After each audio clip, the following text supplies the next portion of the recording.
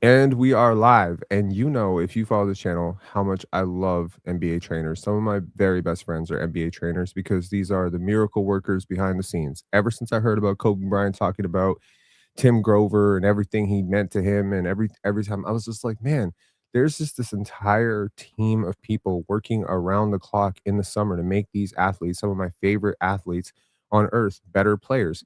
And one of those people happens to be Erik Decarvalho, who happens to be the trainer of two of my favorite players in the NBA, Cason Wallace, and yes, the Toronto Raptors' very own Jacobe Walter. And both of these players are having an incredible season. Cason is blowing the world away with his all defensive, and if we're not for Wemby and maybe for Scotty Barnes and maybe one other player, he'd be in DPOY talks. He has been an incredible revelation for the NBA champion and possibly soon to be two-time champion OKC Thunder. And then we have Jacobe Walter. A lot of Raptor fans right now are feeling quite sad about what's been going on in Toronto. I find it quite crazy. I think the Raptors have had a wonderful season, but when people look to the future with the Toronto Raptors, there's three names that always come up as these guys have to stay: Scotty Barnes, Colin Murray Boyles, and Jacobe Walter. These are the guys who are non-negotiables. Um, Scotty was the top 4 pick. Colin Murray Boyles was a lottery pick last year. They haven't had time to get sick of him yet. Jacobe was a 19th overall pick. So to me, this is a sign that Jacobe is moving in a direction that I think is very positive. He's shooting above 40% after last night since the All-Star break. I think he's won Raptor fans over for a reason, because he plays hard, because he improves year over year, and because he seems like a genuinely awesome person. So I want to talk to someone who knows a lot about Jacobe. We're going to get into it in this conversation. We're going to get really nerdy. Y'all know I love to be a nerd. This dude right here is an even bigger nerd than I am. I hope you don't take offense to that. But when I No. listen to Erik talk about athleticism, I'm like, this man was born to do this. He was born to train athletes. So we're going to talk about the common links between Cason and Jacobe. We're going to talk about what Jacobe did last summer, what Erik liked, what Erik didn't like. We're going to talk about what Jacobe's going to do this summer. We're going to talk about the youth scene, trainers. We're going to talk about all of that. We're also going to talk about progressive overload as it pertains to NBA athletes, how they can manage the wears and tears and the rigors of an 82 game season. After a 2.5 minute intro, the longest intro that any human being has ever had to sit through. Erik, how you doing? I'm great. I just I'm appreciative that you said I'm one of your best friends now, so that that make my day. you're you definitely crack it. You remember that the cell phone thing, my five? uh, Yeah, you cracking in at number 5, man. Um, my uh, space friend, top 8. top 8. Um, so I want to ask you seriously, what is the common trait between Cason, Jacobe, and Keaton? Okay, I've watched Keaton play. I'm a huge fan. A lot of people who don't watch NBA Deep, they don't really watch Keaton play that much, but they do know about Cason. They do know about Jacobe. To me, your clients seem like they could all be best friends. Yes. And every offseason, they come to you and they are best friends. So talk to me about what is the common link that defines these three young men for you? Well, there's a few commonalities for these guys. The first thing is the work ethic.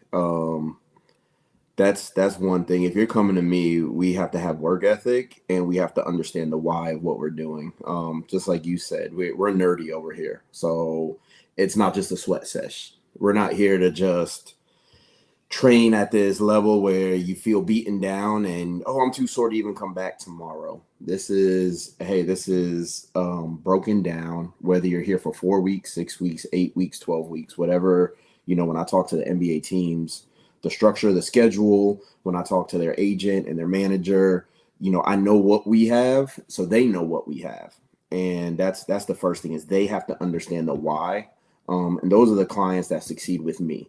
Is I'm going to tell you why. And if you know Cason, and I got to pick on Cason, he's probably going to call me right after this because I'm pretty sure he's going to watch it.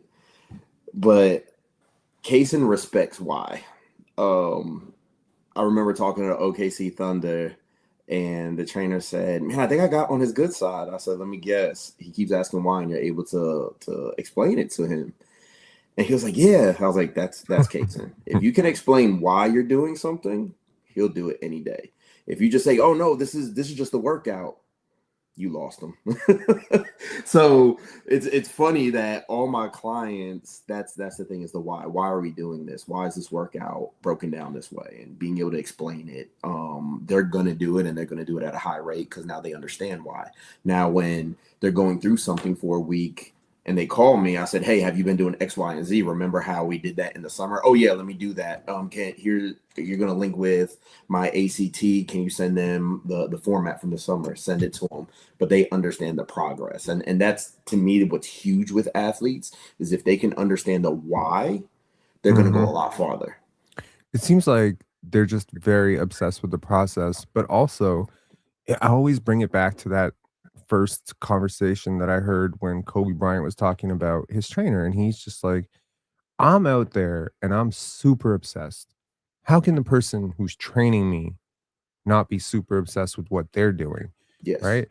And it's just like that's what I've kind of noticed, Eric, as I go up in the world a little bit, and I start to meet people that I never thought I would meet, and I get to see like what differentiates these people. Like, I mean, I grew up with athletes. I grew up with a lot of people who had D1 hopes. I grew up with people who had D1 scholarships. They went, they didn't do anything. Listening to now NBA players, even talking to a few NBA players, I'm just like, man, what is it the separator? It's not just the athleticism, it's not just this. A lot of them, even the ones who don't, like, people think they're not stars, they were busts, whatever, guys like Joe Alexander or whatever like that, they're very obsessive. They're Yes. very obsessive. I don't think people understand how obsessed you have to be at this level and how delusional you have to be a professional athlete in the NBA. Um, Yes. Especially to go in the first round, to be a five-star recruit. Like these guys are very, very obsessed with their process. They wanna learn every side of, like, why am I shooting this way? Why am I making this adjustment to my jump shot? How is this gonna help me? Where's the proof on this? Show me the literature. And this level of obsessiveness begets obsessiveness, I Yes. feel. So it seems to me like you're a mad scientist, clearly, and you found 3 mad scientists who are willing to go there with you, and that's pretty cool. Cason is definitely one of my favorite defenders. How can I you l not? like, it's funny, people don't really like watching defense. Like, I think a lot of people are just like, "No, I wanna watch the tween, hizzy, hezzy, pull." Bullshit. Cason is like someone I would pay to watch play defense. He is tenacious, he's loud, but he's also, like, apart from being like, sometimes you have loud defenders, and they're just doing a whole lot of nothing. They're Mm-hmm. like huffing, puffing. Kaysen is like the type of loud defender who is also like really technically sound defender. His technique is like, I think every guard in the league should study what he does. Not that they could really mimic what he does, but still, like, there's athletic tools and there's gifts and everything that he does. But like, and there's such a great team around him. But man, going right back to college, I used to love watching Cason Wallace play defense. Just such a joy to watch him on that end. What makes him so physically and mentally special on that end, according to you? The first thing is he doesn't react, he anticipates. Yep. And if people understand what I'm saying, it's a huge difference. That to me is what a lot of, if you watch college, if you watch high school, if you watch a lot of high school, there's a lot Mhm. of people that just react. You react to somebody's move. Okay, Um, let's go through it. Okay, I'm bringing the ball up the court. I'm a let's say Peyton Pritchard. Okay, I'm bringing the ball up the court. There's a screen coming from Nimi Keita, right? I'm Cason Wallace. That's like 8 feet away from me. I see Peyton Watson moving. Oh, sorry, Peyton Pritchard. Did I say Peyton Watson? I meant yeah, Peyton Pritchard. Pritchard. My bad. Peyton Pritchard. Peyton Pritchard moving towards Nimi Keita. Now, I'm about 8 feet away from Nimi. I'm about 2 feet away from Peyton Pritchard. What do I do now? That you would consider proactive instead of reactive. Well, if you watch him, he's already studied, because I talked to him in the summer about this type of stuff, because I want to know what his mind is, because I have a seventh grader, so I'm trying to feed him the nuggets. Whose name is also Cason. Whose name is also Cason. Big Cason and little Cason. That's like his big brother. And so it depends on the player, but he already read the tail, right? Like, am I gonna ice it or am I jumping over that? Pritchard, he's probably gonna shoot it. You're probably gonna either jump over it. Who's the screener? Is it a slow big? Well, I'm probably jumping over it and getting a foul, right? Or I'm going to ice it and I'm going to push him left because statistics say X, Y, and Z. All that Cason already knows. I totally understand what you mean by reactive versus proactive. The Raptors have been trying to preach this. Basically, we're going to make teams react to us. We're going to bring the pressure to them. We're going to dictate, like, basically, like, we're going to be authors. We're going to dictate shot diets, shot placement, tempo, everything.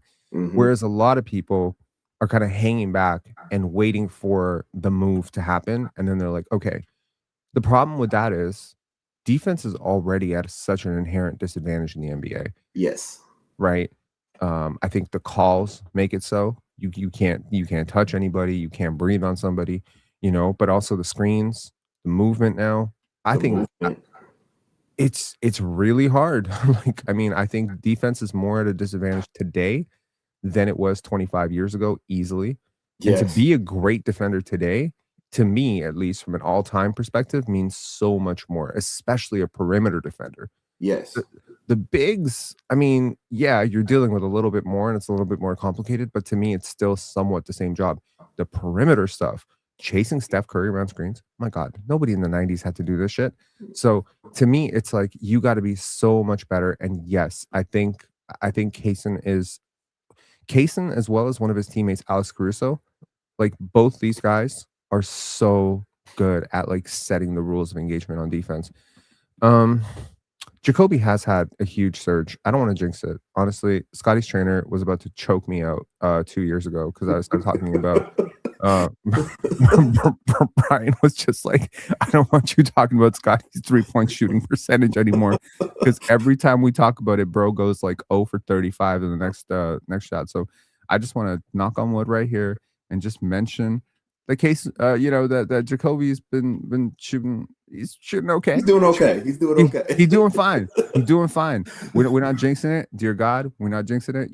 Jacoby's cool. And so. But apart from that, I think he just looks a lot more confident. He's talked about it several times. He's talked about how his teammates are breathing confidence into him. I know when Brandon Ingram got here, he said that's going to be my guy. Like Jacoby's, that's my rook. Yep. I know Scotty loves him. Scotty loves that dude. And so I'm just curious, like, what has gone into this? What has contributed to this jump? Let's call it jump. Surge in performance. So the first thing is, I think he's just a little bit more understanding what it takes to be a pro. Remember, these guys were 16 and 17 and the world was theirs. Averaging 28 in high school, having 100K views on a post, waking up and just balling out, right? Everybody in the NBA could do that. You watch Brian Scalabrine. I just saw the old TikTok. It just came up. It said, I might suck compared to NBA guys, but you suck compared to me. I'm closer to LeBron James than you are to me. I love that. Yeah. So you have to be more detailed. And I think he's understanding and approached it the right way, coming in and understanding nutrition, understanding his micro workouts, understanding everything he needs to do, which has helped him with his confidence. I think teammates helping with his confidence. They look like a good group, a core group together, another young, fun group. I think he's seeing his spots and taking advantage of his spots. I'm watching certain actions and I see his footwork and I said, oh, that's in. And it won't even touch rim because, again, I've seen Jacobe play since freshman year at McKinney High down the street from us to Link to Baylor. And there's certain stuff when you see him move a certain way, you just know he's about to catch rhythm. I've seen him in an open gym knock down 12 threes in a row with barely touching the rim. So when he catches that rhythm, he could get really hot really quick, and it is really scary. I think his first game at Baylor was 38. I don't know if you remember that, but I do. Like that first entire 6-7 game stretch had people talking about him like he was going to be a top 3 pick. Like he was about to light the whole country on fire. It didn't go that way. It cooled off a little bit. Yes. but I saw the talent. Um, yeah, it was kind of funny on draft night. I wasn't the biggest fan of the pick. If you remember, I was like, eat Yeah. me, see, eat me, see, me, see. He was right Yeah. there. However, when I went back and actually studied his tape from Link, not Baylor, Link, that's where I felt a lot more confident in the player he could be in terms of some of the on-ball stuff that he was allowed to do. I think some of the playmaking stuff that I saw a little bit more of at Link than at Baylor. I think that was what was promising to me because look, man, like a guard who's about 6'4", 6'5", 6'4" and a half. He's Um, legit 6'5". I told him, I was like, dude, why don't you redo your measurements? Because you're 6'5", like a legit 6'5". I think he's 6'5" too, but NBA 2K keeps swearing to me the dude is 6'4". We're gonna have to I DM what's his name, 2K over there, and switch 2K that out. Ronnie, Yeah. we got to talk to 2K Ronnie about this. And while we're at it, can we get him to upgrade Scotty Barnes' steal stats? He's 56.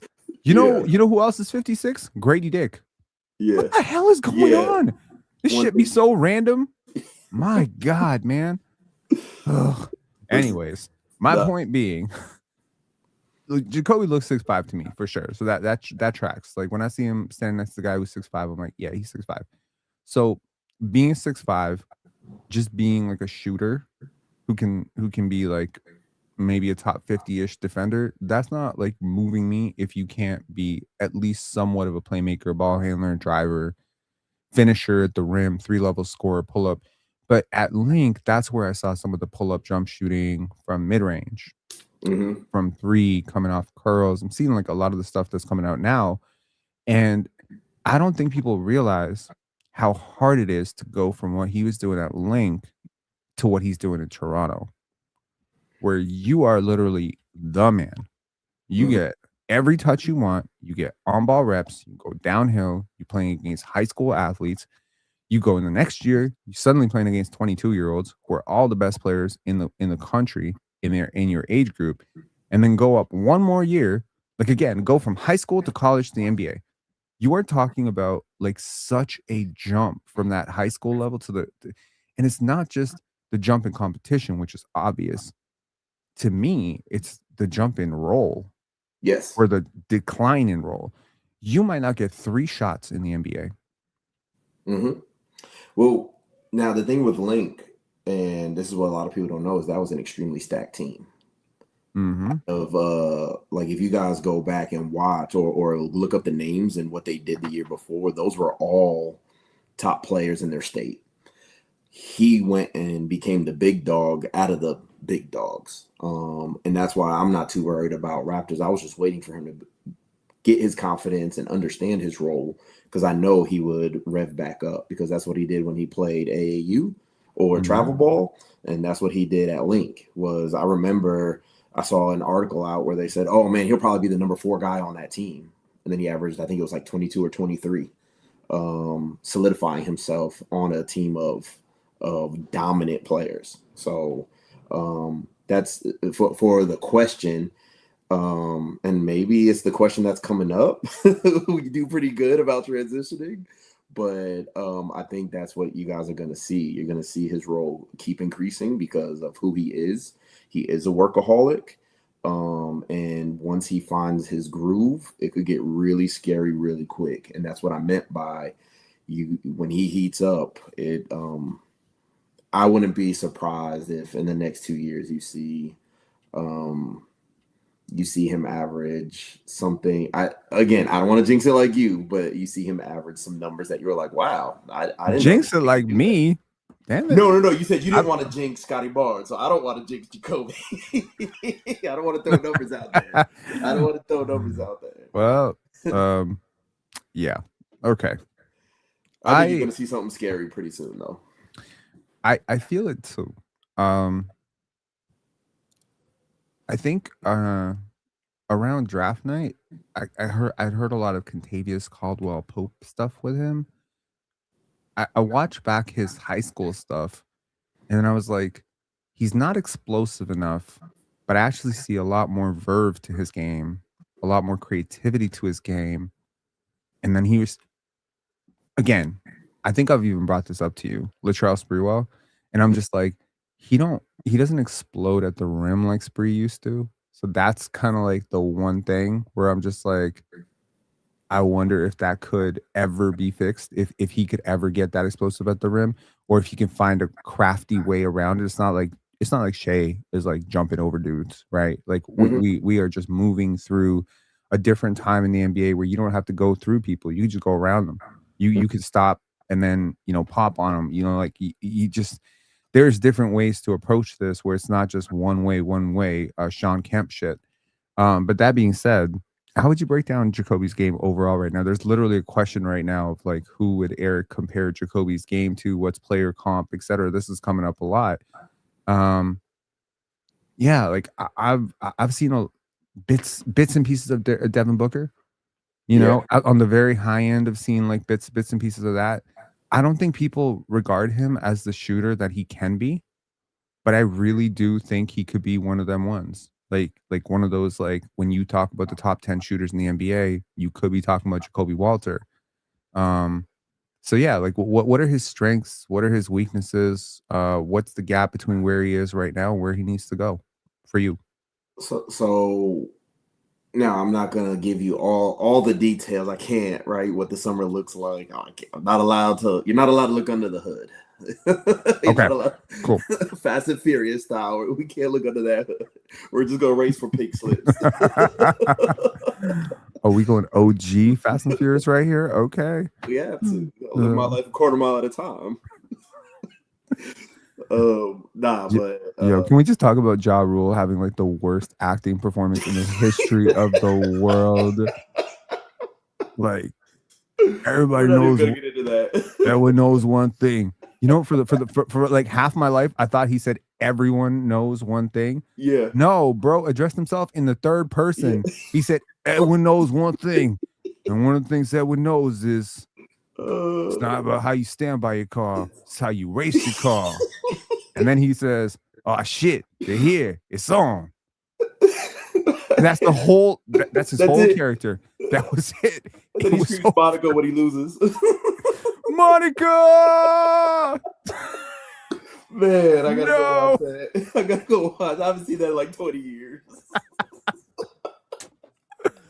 Oh gosh. Oh dear God. Okay. So we can't look under the hood. We just got to race for slips.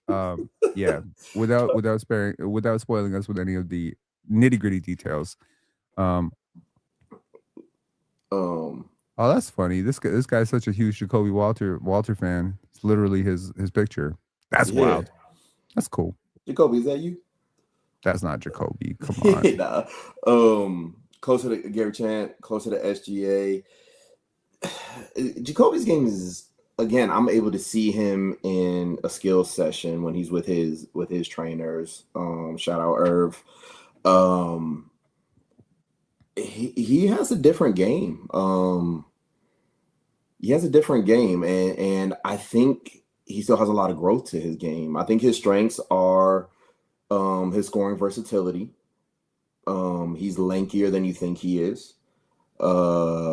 His shooting, of course, that's his staple.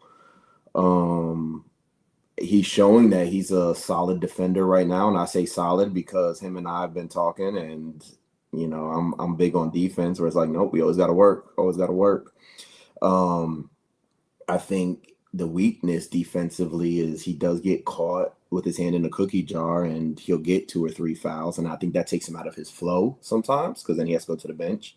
Mm-hmm. He'll pick up 2 quick ones, and that's where I'm looking at for my side of things. Like, okay, what do we do? What are we going to work on? Because just like Cason, we work on lateral, but now are we going for lateral range of motion, or are we going for lateral speed? Huge difference. So depending on the athlete, it's going to change what we're doing. And what I mean by that, some of my lankier athletes, we're trying to cover ground. So I'm trying to beat you to the spot by covering ground, not by my speed. So if you watch Cason, he'll do that sometimes, where if you see his leg when he's shuffling laterally, it's one big step to force, almost like an ice. It's almost like you're trying to ice him to go the other way, as opposed to 3 small steps. Mm-hmm. So, but a lot of good defenders, if you watch Tony Allen back in the day, it's a lot of small steps, right? If you watch Derek White. Derek White. If you watch, what's my guy from the Heat? He was with the Raptors. Davion Mitchell. Davion Mitchell, A lot Fred of small VanVleet, steps. a lot of Yep. small steps. You are And right. it's good. There's nothing wrong with that because that's how their body works. But if you have a lanky athlete where I could take one big step because these small steps are causing me to catch a foul or two, that's the difference. So that's the type of stuff. The biomechanics is what I look at is, hey, what's more efficient for you, and how do we conserve energy also, because energy conservation is huge. When I talk to my seventh grader, I would tell him, look at Steph could, you're like, oh, all he does is run. No, he conserves a lot of energy and then he uses it. He gets Yep. down court and stands for about 3 or 4 seconds before the ball crosses half court when he's not on ball. Then he goes, then he stops. But those 3 or 4 seconds, when you're talking VO2 max, when you're talking EPOC, that drops your heart rate right back down, especially if you're a high-end athlete. So again, we're going to break all that down and get into that where, this summer we're going to be a lot more efficient more than anything. One of my favorite players in the NBA, and people are always shocked to hear this, is Derek White. Yeah, I can see that. The style you like. I love him. I think he's so unschemable. There's no weakness with him. Like defensively, Solid. you can't really put him anywhere, and you're just like, oh well, if he's the gap defender, if he's the nail defender, if he's the low man, if he's the point of attack defender, literally there's no weaknesses here. He can guard in the post, which is something I don't think Jacobe can do very well right now. Just age, this is Yep. age, this is going to come, right?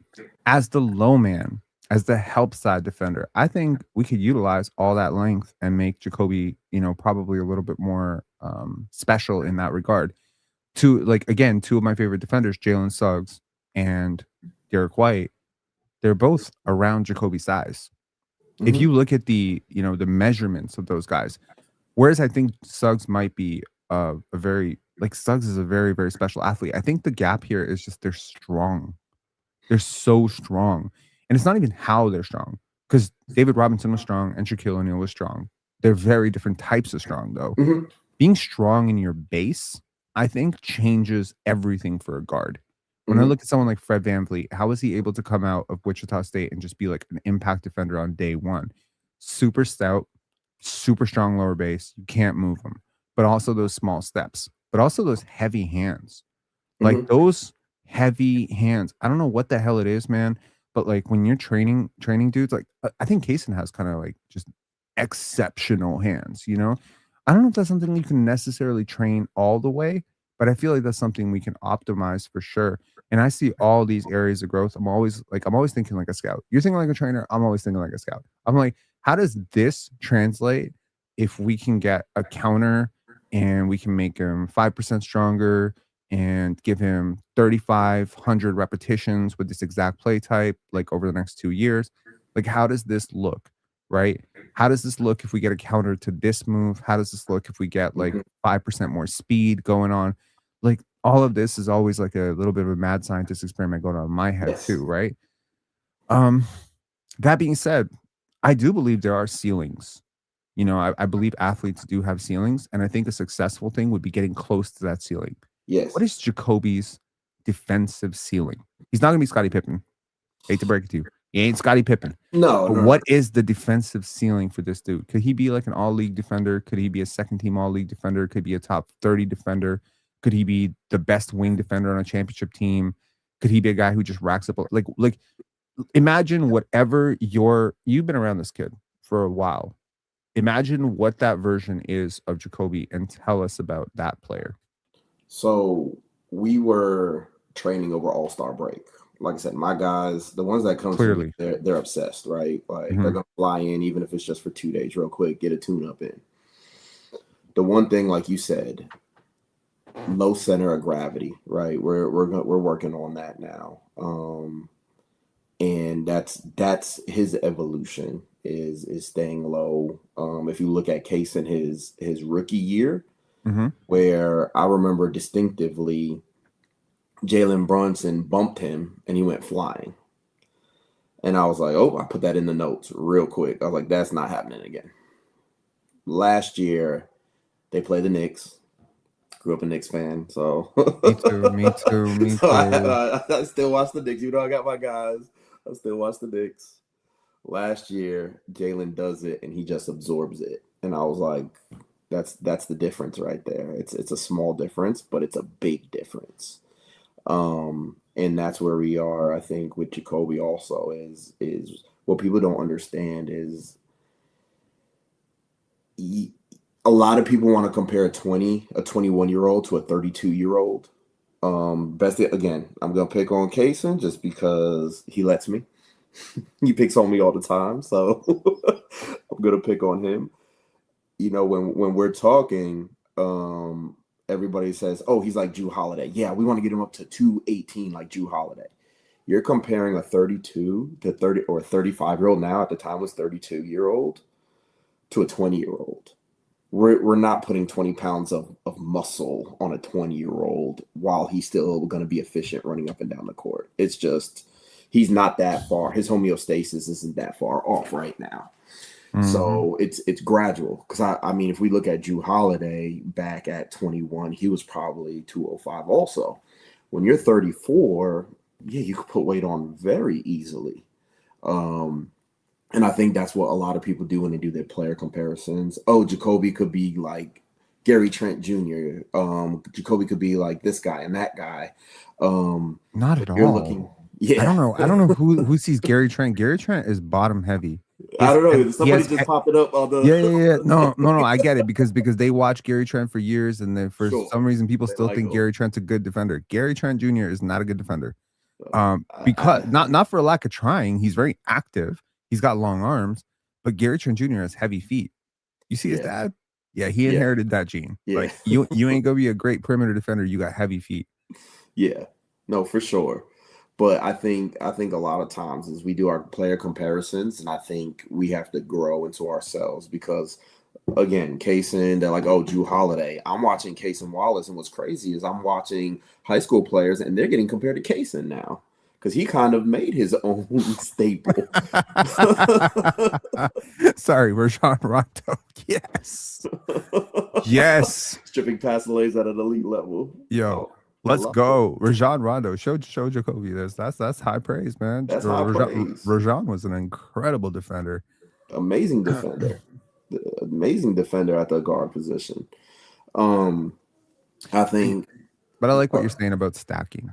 Like we're stacking. Like the best trainers, Eric, that I've ever seen in this NBA space are people who understand the value of stacking. Yes. Stacking days. Yes. Stacking pounds. The worst ones are the miracle workers. The ones who say, I'm going to fix everything in one off season. Instant gratification. You are going to break this athlete. Yes. You're going to destroy this athlete in the seeking of your. I've watched it happen for 20 years where athletes get in with the wrong trainer. They promise a miracle cure for all their strength issues, all their lateral issues, all their injury issues, one off season. I'm kind of tuned out to those people now. I don't listen to that. Mm-hmm. When I hear somebody say, over the next 4 summers, here's the plan. First, we're going to do this. Then we're going to do this. Then we're going to do this. And this is why this leads to this, and then we're going to do maintenance. That is like the person that I gravitate towards. I'm like, this is a person who has thought this out, and they're not over promising, but they are going to over deliver. Yes. And then we're going to course correct because by year 3, there's going to be some changes and we're going to modify accordingly and say, you know what? You don't need to be 215.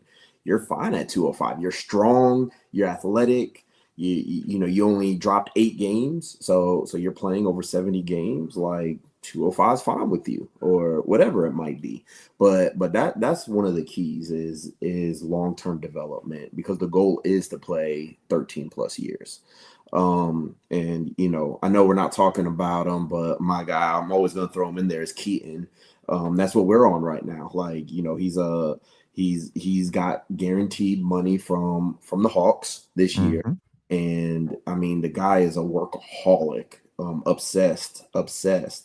And, what we do is every offseason we work on stuff and he's kind of my brass ring for Cason, for Jacobe, especially when they're in the gym together, because they see how he is, because he is a little older, right? And I've worked with Keaton since he was 16, I believe. Mm-hmm. Maybe I'm showing my age a little bit, but he's always brought that intensity, and that's why he's in the NBA, is because he just kept going, kept going, kept going. He's the reason. I'll say it. He's the reason Cason is who he is, because he was the older brother that showed him how to work. And The it's younger helped me. sibling complex is very real in the NBA. When you Very have to real. fight your older brother, like I remember even if you have an older sister who's really good at sports, you have to fight her. You can sometimes be really good. Morris Peterson had an older sister who was really good at sports too. And like I've seen this phenomenon play out so many times. Because they make you change the angles, Yes. right? Like if they're like 2-ish years older than you, like at some point they're a foot taller than you. Yeah. You know what I mean? So you and they don't, and the beautiful thing about it is like they don't take it easy on you either. I Yes. remember when I was in grade 8, I went down to a basketball camp. I went down for it was I was in New York at the time. I went down to a basketball camp in Maryland. And when in this basketball camp in Maryland, and I remember someone said to me, if you really serious about making it to the pros as a basketball player, which at the time I was serious about it, he said, you got to be playing against grade 12s all the time. Mm-hmm. You cannot be playing against grade 8 kids. You are getting worse. Mm-hmm. You got to play up a level. So it's the same thing with like, training. You got to be training with people who are ahead of you. You got to Yes. have that example in front of you. Yes. Which just made me a better trainer. I'm not gonna lie. Like, these guys have made me push my limits a lot of times too. And just I think for some trainers, I don't want to speak on anybody else, but sometimes it Mm, gets monotonous on the day to days. Because look, when you're dealing with NBA guys, you're only seeing them maybe 8 weeks out of the whole year, mm-hmm. maybe. Unless they're injured and they come home early and all that, that's a whole different story. But more than likely, you're only going to see them. So you're still training, and you're training mass population, you're training youth athletes, you're training all this, and sometimes it gets monotonous. So when you're dealing with a high level athlete, sometimes it does push your limits, and I love it, because now it's almost like venturing even deeper into your field, because this is the best of the best. So that's kind of how I look at it, just the way my mind works. But that's kind of, to me, going all the way back. I know we kind of veer off a little bit here and there because we like talking this stuff, but to go all the way back, Jacoby's defensive ceiling, um, it's, man, you know me. I like to say it really depends. What happens if there's not a lot of good defensive players out? He could be one of the best. What if he's second team all defense, which I think he could hang his hat on? I think he could be the best defender on the Raptors. I think they could rely on him defensively. I think he could guard the best guard on the other team for sure.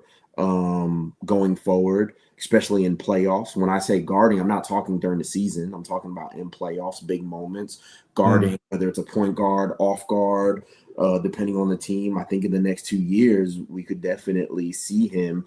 What are the top teams in the East? You have Cade, Detroit.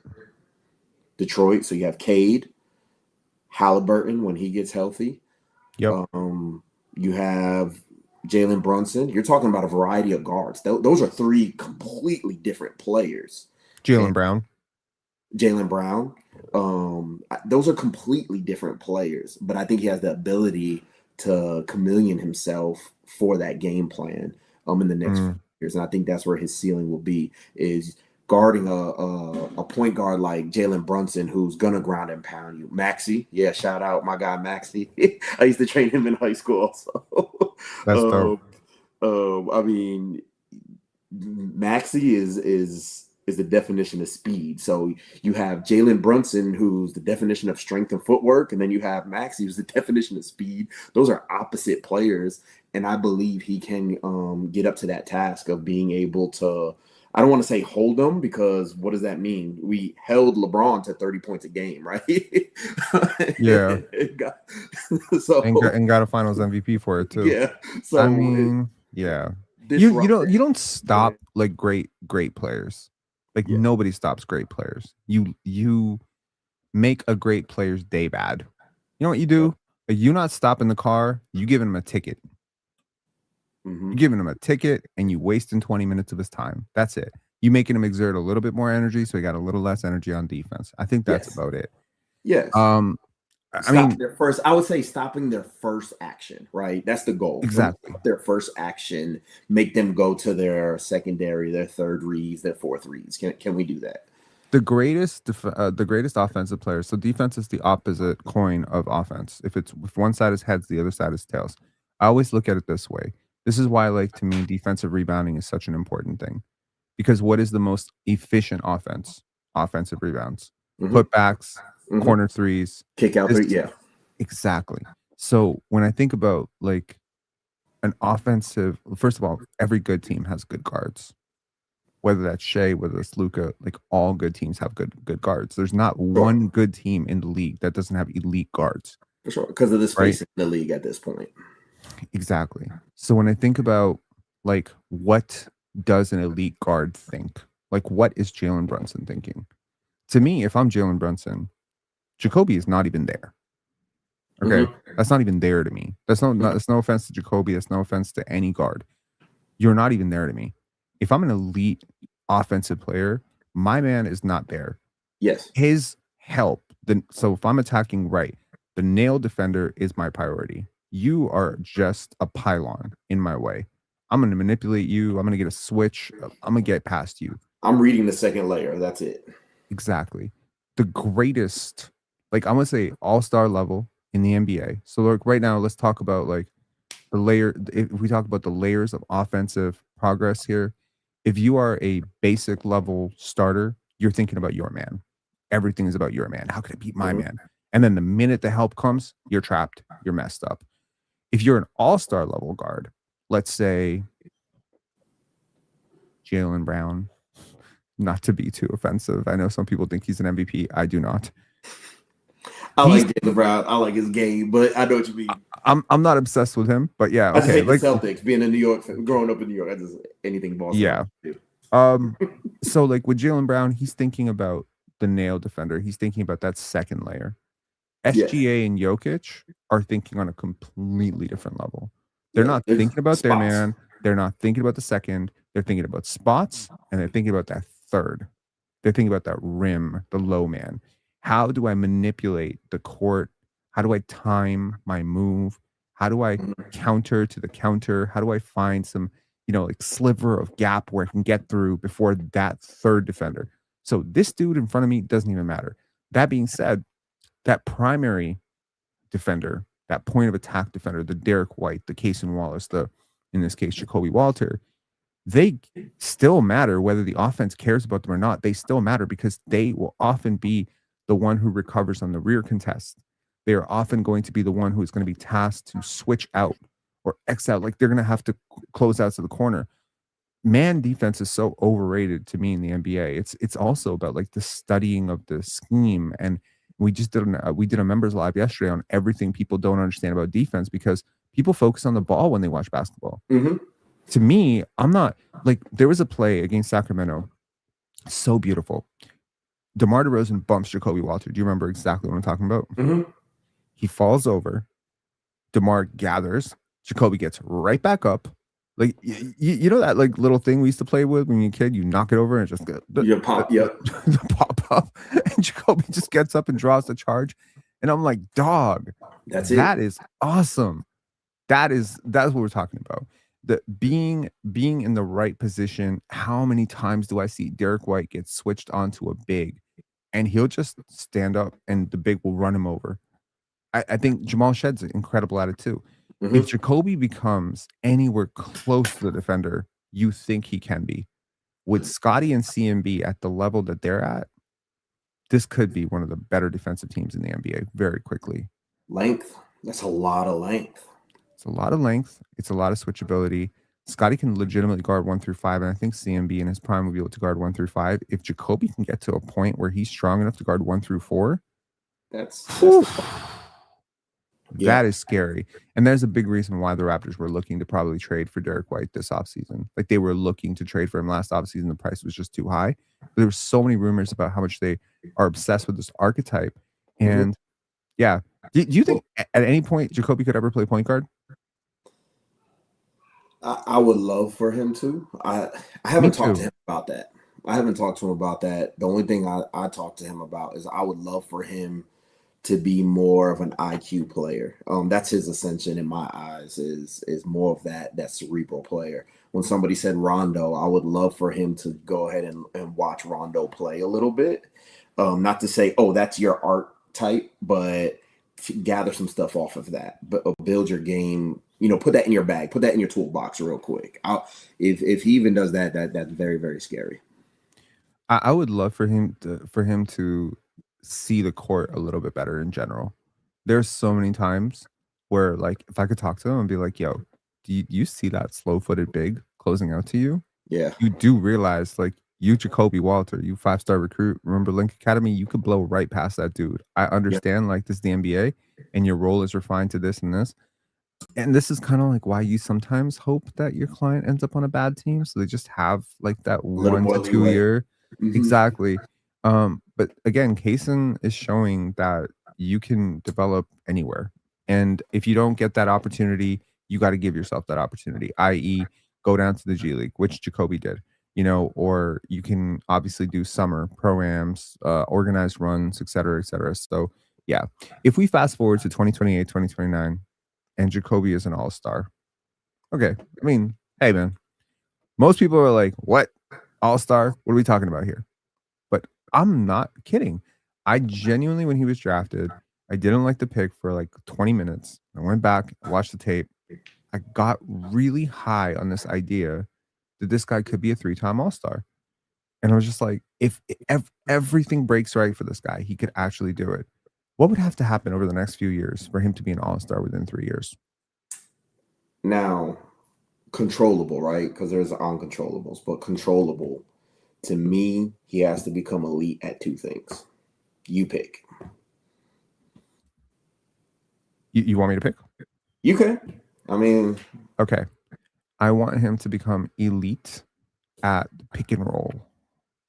I want him to become an elite pick and roll ball handler. I want him to be able to to elite use that decision. length and verve that he kind of has a shift to his game. It's not quite Shea. It's not Keaton Vogler necessarily. He doesn't have that pace that he plays with right now. But it would be great if he could just generally speaking do that. Number two, lights out off ball shooter. Like we're talking like movement shooting. And I'm Mhm. actually gonna add a third, which is like pull up jump shooting. Like if he's dribbling up the court, you better get him because he's Mhm. pulling that shit Mhm. from anywhere. Like we're talking range That out to Kyle about Korver ability of as soon as it's touching your hand, it's going through the net. exactly. Like someone actually was yesterday saying like some of the actions they're running for him like remind you of Clay Thompson right now. Mhm. And I'm like, okay, like Clay would be a wonderful player to study. Clay didn't do a lot of on ball shit though. No. Clay was like, I think he had like 60 points on three dribbles. 12 dribble. Yeah. Like Clay's game was very efficient, but that's also great for energy conservation. People don't realize like how much energy it takes to dribble, pound, pound, pound, Yes. pound. Um, but that being said, I don't think Jacoby needs to limit himself to that. I think No. Put I the tools think in the toolbox, right?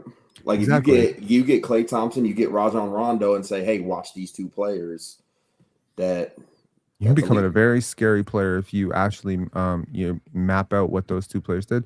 But yeah, I mean, like, look, like watching the ascent of Nikhil Alexander Walker right now, right? Yes. That's a great example. Yes. Nikhil obviously plays on the same team as Keaton, so you're probably watching a lot of that. But that was obvious. That was there in Nikhil's game, right? Yep. That's totally there. Right now, I can give you like 25 to 30 guys in the NBA where if you gave them starter minutes next year, they're putting up 20. It's not Mhm. that hard to score 20 in the NBA. It's Yep. really not that hard. If you want to go and score 20, like people always complain, like Scotty Barnes can't score 20 points in five. Bro, if It's not Scotty his Barnes role. wanted to, it's not his role right now. But if he really wanted to go out there and score 24, I promise you, if efficiency be damned, he scored 24 every night. But people really hang their hat on this like barometer of like 20 points. What is your perspective? Okay, we're going to talk about that in a moment. I want to talk about load management, but not in the term that people talk about load management as in like Kawhi Leonard. We're not talking about Kawhi Leonard here. We're talking about progressive fatigue. Now, there's certain players that play one end. There's certain players that play 1.5 ends. There's certain players who play 2 ends. Where you take a guy like Rajon Rondo is a great example. Rajon played 2 ends. He's running the offense, he's quarterbacking your offense, and on defense, he's a complete dog, right? Progressive fatigue. It's a thing for pro athletes as well, right? So, like over a prolonged season, it's possible that athletes burn out in regards to their fitness level. They sort of they start getting more tired more quickly. Now, we talked about this yesterday as it pertains to Scotty Barnes. Right now, Scotty has dead legs. If you're watching the games, you can totally see it. He goes through a 1-minute spurt where he can get to the rim. And then for the next 3 minutes, he's basically looking like he's dragging a corpse up and down. But that was not the case 6 weeks ago, 8 weeks ago. And as the season has gone on, as his defensive load, which is crazy, by the way, this is a guy who's being asked to guard Anthony Edwards plus Tyrese Maxey. Last night, he's guarding Jaylen Brown. Against Detroit, Jakob Poeltl, we're having trouble with Jalen Duren. I'll guard him. So you absorb all the hits of a big. You have to guard Jokic, you have to guard Duren. But then you also got to chase Steph Curry around. What he's doing has never been done before from a 1 through 5 perspective. And I think when you add in the 5 games that he really started at point guard, and he's also initiating the offense, that breakneck pace, I think they just broke this guy. Like, I think there's just, but to the person who's sitting at home, who's never been a pro athlete, who's never even sniffed this level of competition, 82 games, they're probably thinking, come on, man, he's got a day off. You got a day off? What? I play at the park. He play on the court. He get paid $50 million. Basically, we're doing the same thing. Talk to that person, please, and tell us about progressive fatigue. There's a lot of factors. The first factor in this pyramid, right, is genetics. There's certain genetics. Me and you could go run a 5K each without ever training. Okay. You might go kill it. My lactic acid builds up quick. Okay. That's the first thing. So when scientists do a lot of studies, they don't study a lot of basketball players. And you know why? Why? Basketball players don't like shots. Not everyone's David Goggins, exactly. Exactly. So there's different muscle fibers. Everybody says, oh, there's 3. No, there's over 32. And there's probably more than that. We haven't studied everything. We haven't broken the codes to everything. Our science came a long way in the last 20 years, but it's not even close yet. So with that said, this is a lot. So I'm trying to summarize it all real quick in the elevator speech, but your genetics are the first thing. There's some people that build lactic acid quick. There's some people that don't. So their loads could be a lot heavier, whether it's within the 2 hours, whether it's within the week, whether it's within the year. So genetics plays the first part of that. The second part of it is recovery, sleep, nutrition, right? So let's say all that is optimized. Everything is optimized. Now, in the sports science world, we're saying, okay, Scotty Barnes is guarding all these people. How many minutes is he playing now?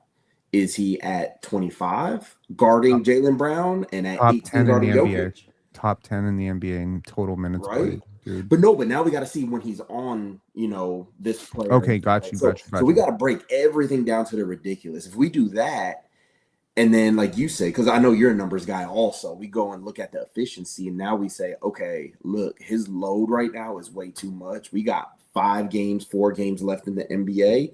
Let's put him out there, but let's put him on the 4th option, the 5th option real quick to conserve, because that's what we have to look at is, I train a lot of volleyball athletes, a lot of basketball athletes, and the one thing we look at is how many times are you jumping in the week? right? How many miles are you running within that week? That's a big deal. I'm a big World Cup fan. You can see behind, I got the 1994 Brazil. I'm Brazilian. And they talk about certain athletes. They had the last World Cup. What was his name from Croatia? They said he averaged 9 miles a game, and they were playing every 3 to 4 days. And he was Okay. 39, 40 years old. It's ridiculous, right? But that's what you have to do is you have to break it down and see, okay, how much actual work are you doing? And do we pull back? Do we add on? What is your load like? Now, what I can't speak on is I don't know what his recovery. I don't know if he has little ding injuries that he's been dealing with. I don't know any of that. So that's Yeah. always the first thing when dealing with the athlete is I got to see their health. And Right. are you dealing with something? It's not enough to sit you down, but are you banged up? Are you have a little twitch somewhere that's just not feeling right? That could be a part of it.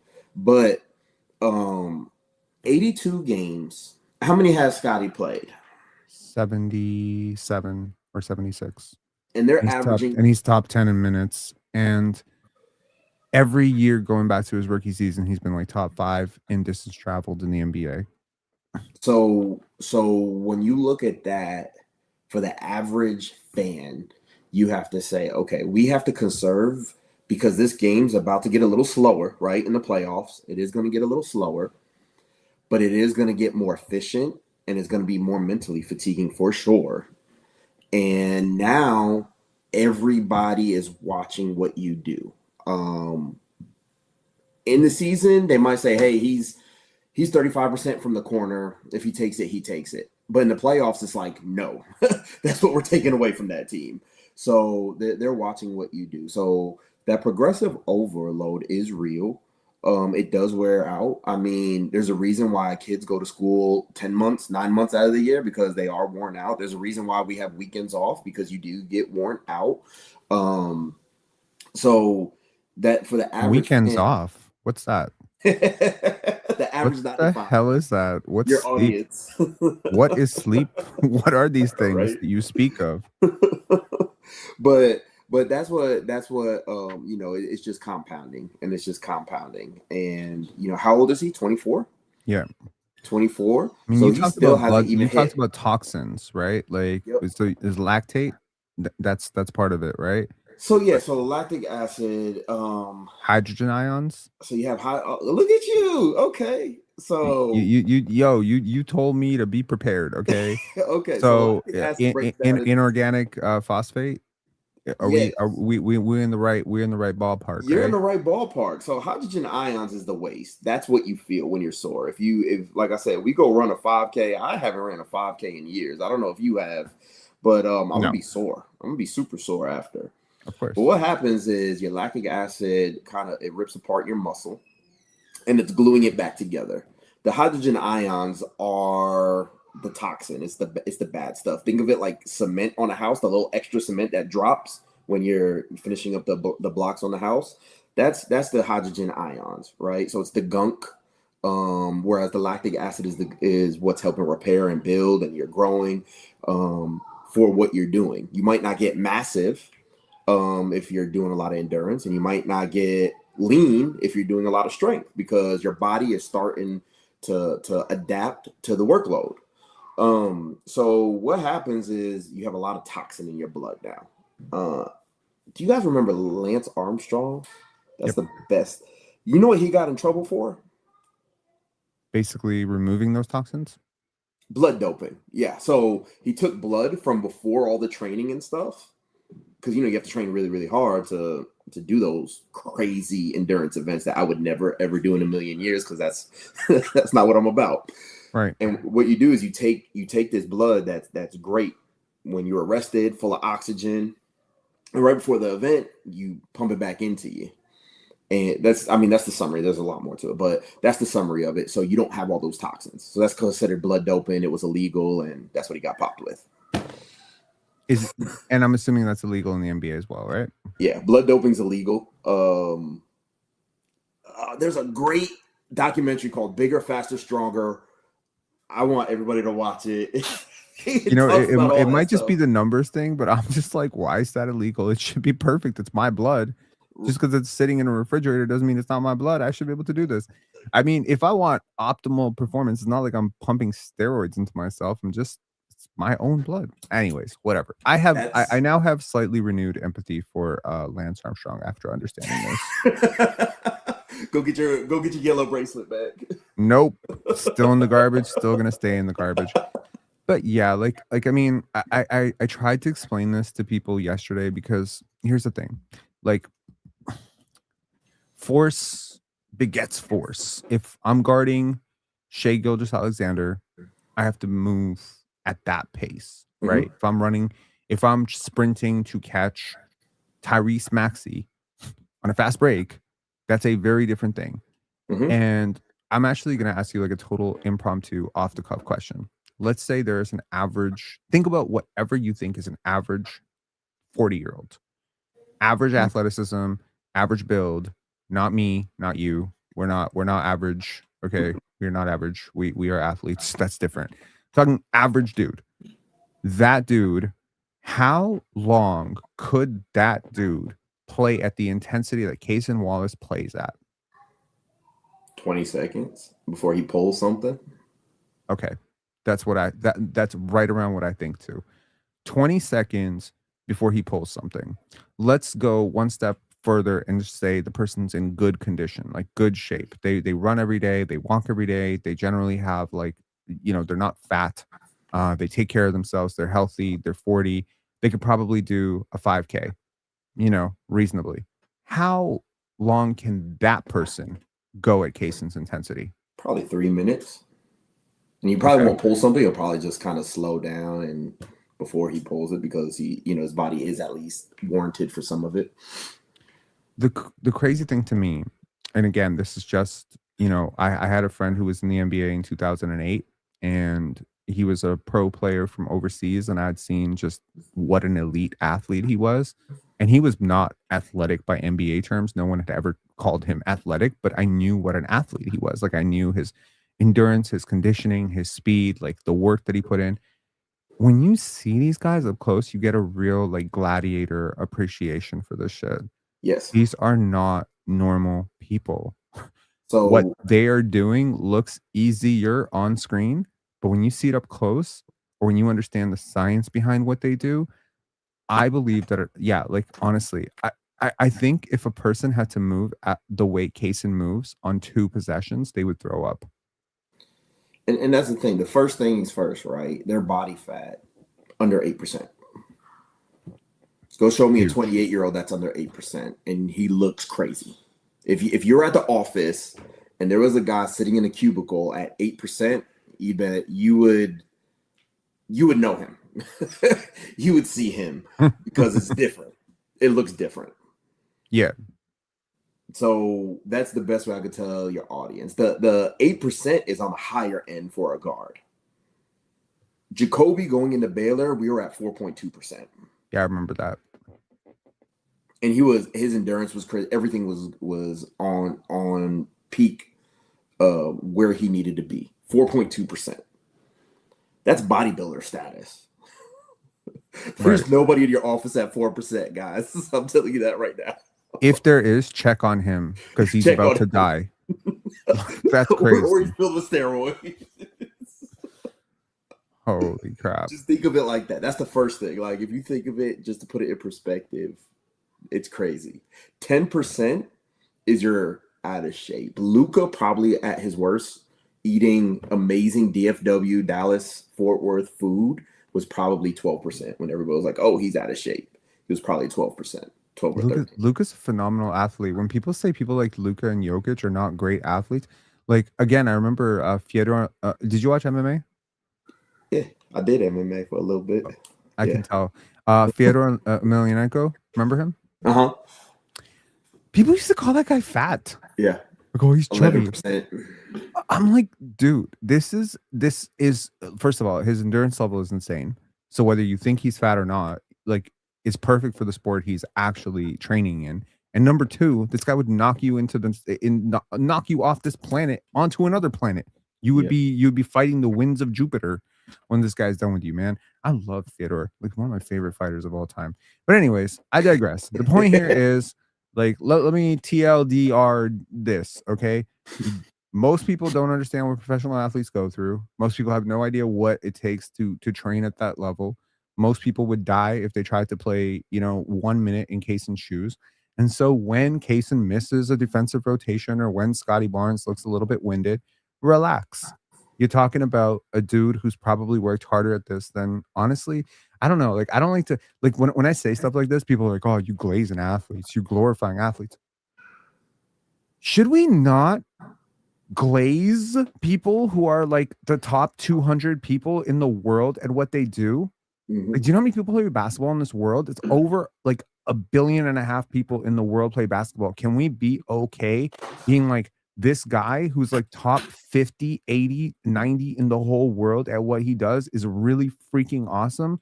We don't ever have this issue with authors, scientists. Well, yeah, no problem glazing Stephen Hawking. But dude, like this is crazy shit that these guys do. And again, there's always like I've always believed that one of the reasons that players like Pensare basketball, not all players, there's a couple players who don't like Pensare basketball very much. Talk a lot of shit about them. But I think a lot of players do like what we do because I've always had like this very, very authentic appreciation for what they do. And that sort of like that kind of like, okay, this guy sees what we're doing. He's not calling out everything because he has an appreciation for how hard what we're doing is. And I think that's like, if you talk to an athlete, that's one thing that they always want to know is like, I know what you're doing is important, but know that what I'm doing is really hard. So, yeah. And I mean, Yeah, I go think ahead. what people don't understand is you're doing it in front of cameras. So you are doing it at a high rate. When you're sprinting, you're sprinting. You're not Mhm. bagging, it's not the back gym at the rec center that, you have two people in the crowd. You're doing this in front of 20,000 people plus millions that are watching around the world. And I think people don't understand that. I know when I walk on the court after a game, it feels weird. Like you look around and you say, man, you just played on this thing. It's mentally draining also. And I don't think people understand the mental aspect, the physical aspect. You're playing some of these guys that you probably never even heard of are some massive individuals. I mean, I remember Mhm. walking by Scotty Barnes. His waist is probably this big and his shoulders look like a coat hanger, two coat hangers. It's different. Giannis is just different. Jokic, that guy is so wide. Aaron Gordon probably tripped me out more than anybody else because I remember Aaron Gordon in the dunk contest lean, and he doesn't look that massive in person, in TV. That is a massive individual in real life. He is just a massive individual. One of my best friends, shout out UConn. I have to do this. I have to shout out UConn real quick. Is Alex Oriaki, one of my best friends in the world. He played on the Mhm. championship team with Kemba Walker, Jeremy Lamb, those guys. Won a chip. He was the starting big. He's a massive individual. I told him, I said, hey man, if you want to go do security now for for a Hollywood star, I'm pretty sure we could put 20 pounds on you and you could go do that. Like people don't understand how massive some of these individuals are. And then you're telling them, oh yeah, go run and jump at an extreme rate and go do that every other night for 8 to 10 months, maybe even closer to 11 months if you go to the championship, 10.5 months or whatever it is. That is so when we're talking about progressive overload, like you've been doing it since training camp. Now you're doing it in the season. Now you're doing it at a high rate. And then in the playoffs, you're doing it at the highest rate when everybody's banged up. And you're Right. still asked to go do it at the highest level possible. So for everybody watching, like that's one of the main things when people are going through shooting slumps, when all that's going on, it's mental, it's physical, and the body does need something because jumping is not what we're made to do.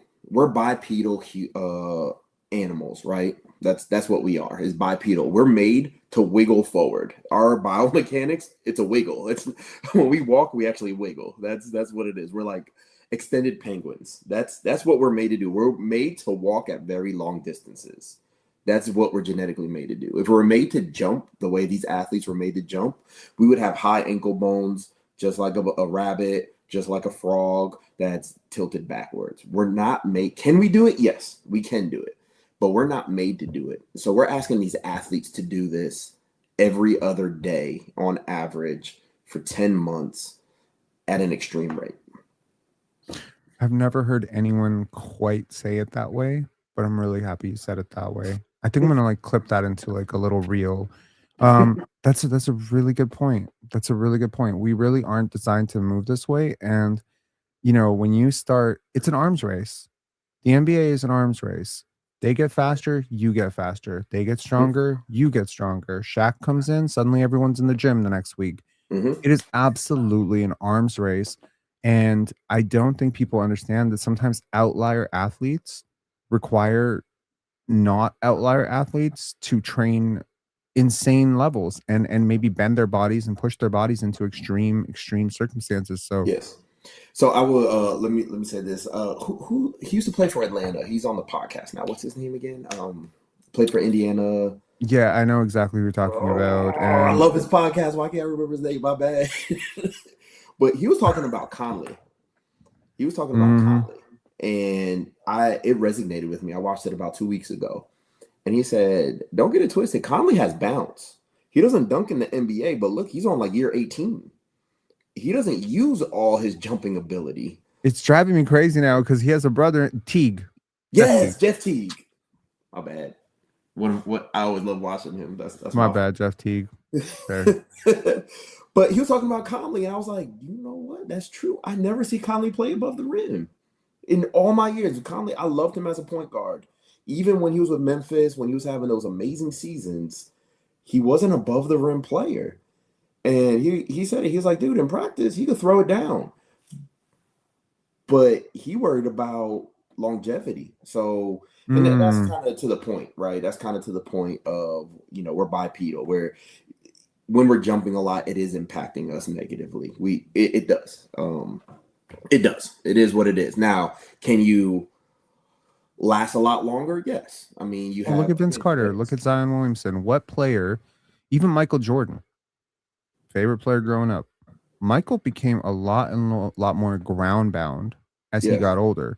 Vince became more and more ground bound. But Yes. Vince, and I think if I could like point to the biggest divide that I wish to bridge between the common fan and the elite athlete, it is this. It is this thing. Because when Vince stopped dunking as much after all the injuries, everybody in Toronto said he's soft. No, sir. He is tired of going through arthroscopic surgery. Yes. Okay. His body is he's very blessed. He spent a lot of time showing off. The problem, I think, is not just physiological, it's also psychological. When you get so much attention for being a dunker, there is a pressure to dunk all the time. And when you start developing a reputation as an elite dunker, Zion, Ant, Vince, Jalen Green, there's a pressure to put on a show every time you're in a gym. Everybody wants to see you take the coin off the backboard, put your arm in the rim, et cetera, et cetera. And this is something I worry about with Carter Bryant now too. Like he is doing some elite shit on the basketball court. Like some of the physical shit that he is doing, I was like, oh my God. But long term, your body's not going to do this for the next 10 years. You got to find counters to this, which means you got to be a good jump shooter. You got to find ways to get under the rim a little bit. Everything can't be over the rim. Yeah, sure. In a big playoff game 7, absolutely elevate. Michael will definitely dunk on you in a game 6 when it's required. But to make that your whole game is asking for disaster. Tough. Yeah. You know what's funny? You were talking about like meeting NBA athletes. I was 5 years old, went to Atlantic City with my mom, right? With my mom and my aunt, whatever. Can you believe my introduction to meeting an NBA player? I'm gonna give you a hint. He's very tall. 1992. He did not play for the Nets or he did not play for the Knicks, but he did play on the East Coast. He did play for the Eastern Conference. Philly? Did he play for Sixers? Actually, at the time, He was playing for the Sixers. Yes. DC? No. I'll give you another hint. He's got a bunch of sons. Sean Kemp? No, he didn't play for the Sixers. Bro, my mom is standing next to me. I'm 5 years old. I am all of probably 3 feet tall. I look at my mom and I'm like, who is that? Dude. The person I'm talking about was exactly 4.5 feet taller than me. Manute Bol. You imagine the first fucking basketball player you ever meet is Manute Bol? Like, I was hooked. I was like, what the hell? I must dunk on people like this one day, you know? And yeah, like, I mean, shit. That was nuts. So I work with a program. It's a lot of the East Africans. It's called Solite. Shout out my guy Majak. Winyan Gabriel is a part of it. All the East Africans, South Sudanese, Sudan, Ethiopians. Shout out to Luol Deng, man. Yeah. I walked into the gym. We're in Arizona. I don't know if you know the place called The Facility. Amazing facility. A lot of NBA guys go up there. PH, spelled facility. I walk in. There was not a guy under 6'7" in the whole court. 3 teams. We're talking. There was 3 guys 7'3", because I'm like, oh, they're probably pretty tall. They're probably like 6'5", 6'8". And then because I'm upstairs, I walk down because I had my 2-year-old with me at the time. So I'm upstairs while he's asleep. So I walk down onto the court. And I was like, oh no, y'all are over 7 foot. Those guards are 6'5" to 6'7" to 6'8". I was like, whoa, what's going on here? So yeah, built just like Manute Bol, built just like Bol. It's different. But again, talking genetics, right? You're just talking genetics at that point where you're just like, man. I used to watch Charlie Villanueva and Luol Deng in high school at Blair Academy in New Jersey. Dude, like, I knew Luol was going to be one of them ones. Like, I was very, very sure at that moment to watch him have his career. Now to see what he's doing with South Sudan, I'm like very happy for Luol. What a great person. Like, all-time human being. That's all I've heard. I worked with his cousin or nephew just for one summer. He was down here in the DFW, and that's all anybody says is how great he is as a person.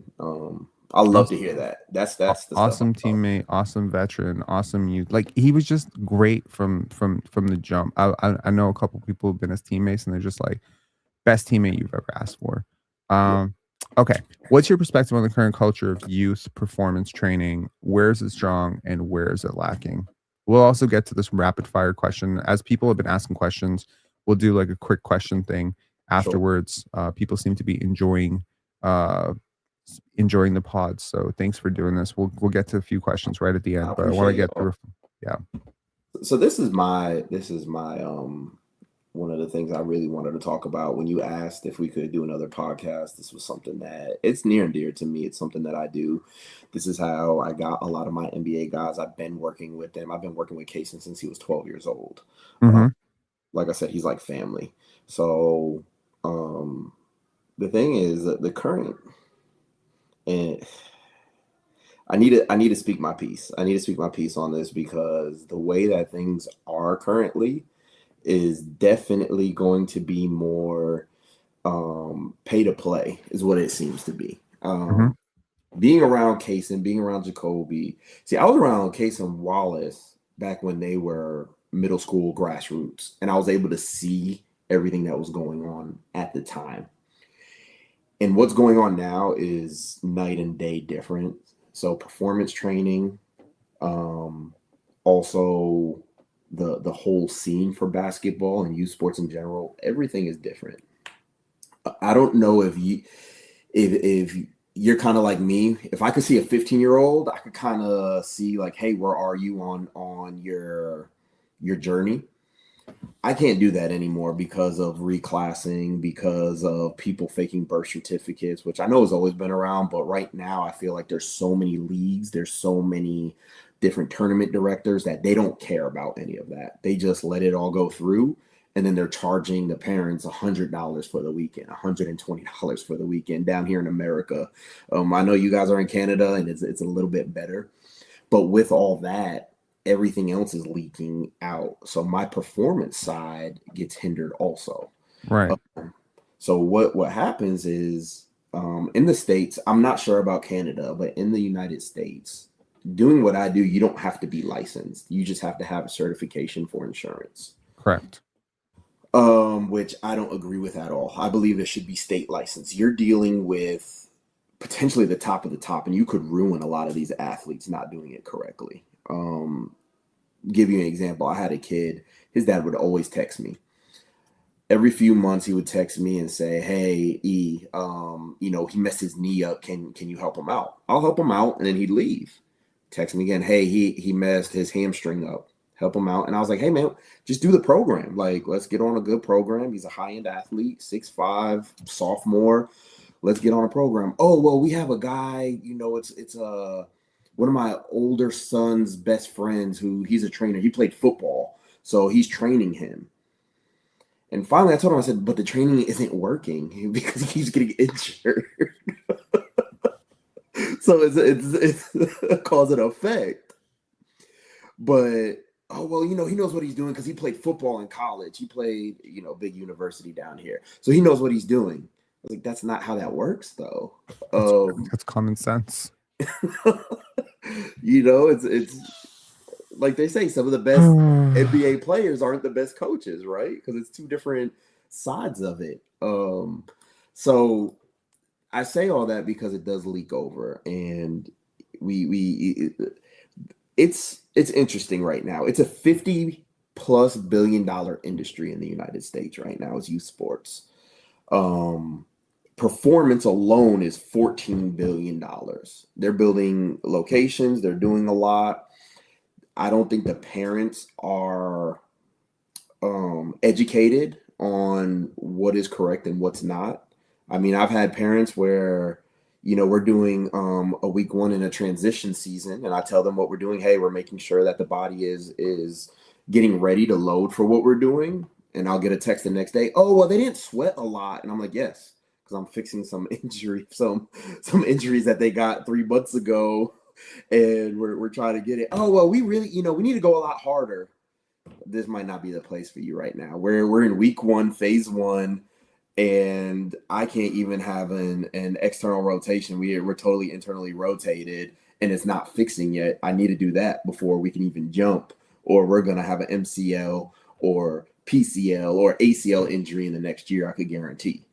"Oh, okay." And yeah, they'll go somewhere else, and I watch them because I have them on IG, and they're just running sand dunes or whatever. And it's just like, okay, and then they get injured. But it's because of the lack of education and not knowing what's going on. I think social media plays a big part into it. They just want to do the full workouts, the tire flips, the chains. And those workouts are fun. I love doing those also, but we have to be prepared to do it. That body has to be able to be stressed, to be able to take care of that stress. That's the main thing, is if we can take care of the workload or that stress, then we could do it. But if we can't, if right now your body's set up like Jenga, Right. and I'm looking at you and everything's all over the place, I can't let you just go ahead and get on a Vertimax and go crazy and, "Oh, I got crazy bounce." No, you'll never keep that crazy bounce because you will get injured. It is what it is, because it's not, the biomechanics aren't correct. So that's what's going on in youth, the performance side with youth sports. But I think the main thing is, are the adults in the room? Because the kids don't know. The kids don't know what's right. They're watching, right? They just watch. You watch Cason Wallace do something. We're not going to post all the little boring stuff we do. We're going to post the cool stuff. Everybody does. The parents, that's where a lot of this lies. And with youth sports right now, I think one of the worst things, and I would love to hear your thought on this, is all the reclassing that's going on and holding back to have a competitive advantage, which I want to hear your thoughts on it, because I want to talk about the mental aspect of that if possible.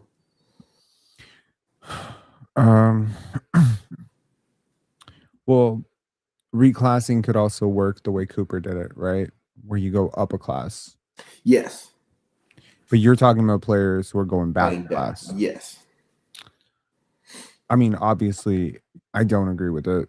I think it's bad. I think you should play up. Like for Cooper, he knew.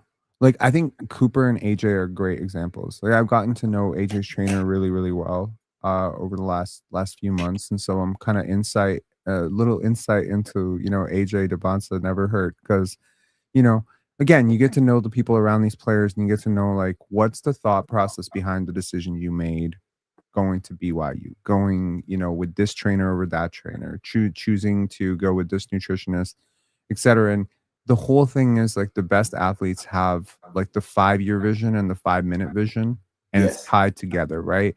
The 5 minute vision is the immediate gratification of, the next day, but also the 5 year vision is like keeping this is bigger than this year. We're doing bigger things. With Cooper and with AJ, it was always about like, how do we explore our game in a way that is going to maximize the results 5 years from now? How do we explore opportunities that are going to make things hard enough that we can do it, but not so easy that we could do it in our sleep? Right. And when you reclassify down, to me, I feel like you're not really filling those two criteria because it makes your numbers look really good, and it might draw a little bit of attention, but at the compromise of your long-term development, I don't think that that's worth it. And it's just like I've always looked at development as like a very non-linear road, right? Where you plug Yes. away, plug away, plug away, plug away, and then one day it clicks together, and then people say you're an overnight success. You know what I mean? Yes. Like, Now, let me say this about AJ. He did reclass down, but then reclass back up. So, because somebody is probably going to post like, "Hey, he was a reclass," because he did. I think it was 8th grade. I'm not exactly sure his story, but I do know he reclassed down. But then once he got on the radar, he jumped back up when it was too easy for him. right. And I mean, like again, like the physical advantages, like again, like when you're below 21, 1 year does make a difference. It Huge makes a difference. huge difference. 18 versus 17. I even think about this. I remember when I was a freshman and we played the seniors. Little initiation, right? I had never had my jump shot blocked before. I had been to basketball camps, but this dude started at the free throw line, got out to me at the 3-point line, granted high school 3-point line. He had a 6'10" wingspan. He was Yeah. 6'4", and he was a freakish athlete. Dude, the way that he tipped my shot, I'd never seen anyone block my shot this way. It actually spiraled up and hit the rafters. That was a moment. Then there was a play in the next quarter where I get the break. I get a steal on a break. I have full 6 feet ahead of my defender. I'm like, I'm getting this. But I also don't want to go up my left hand. I want to get back to my right.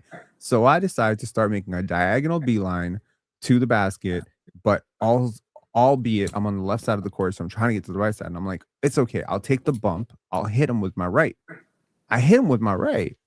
I gave him a little bump, thinking that's usually what works. This dude pinned me to the backboard as I tried to go to my right hand, and I learned my lesson. And he said, "You better develop a left hand. You better develop a left hand. I'm gonna pin that shit to the backboard every time." Every time. And I was just like, "Yo, this is great.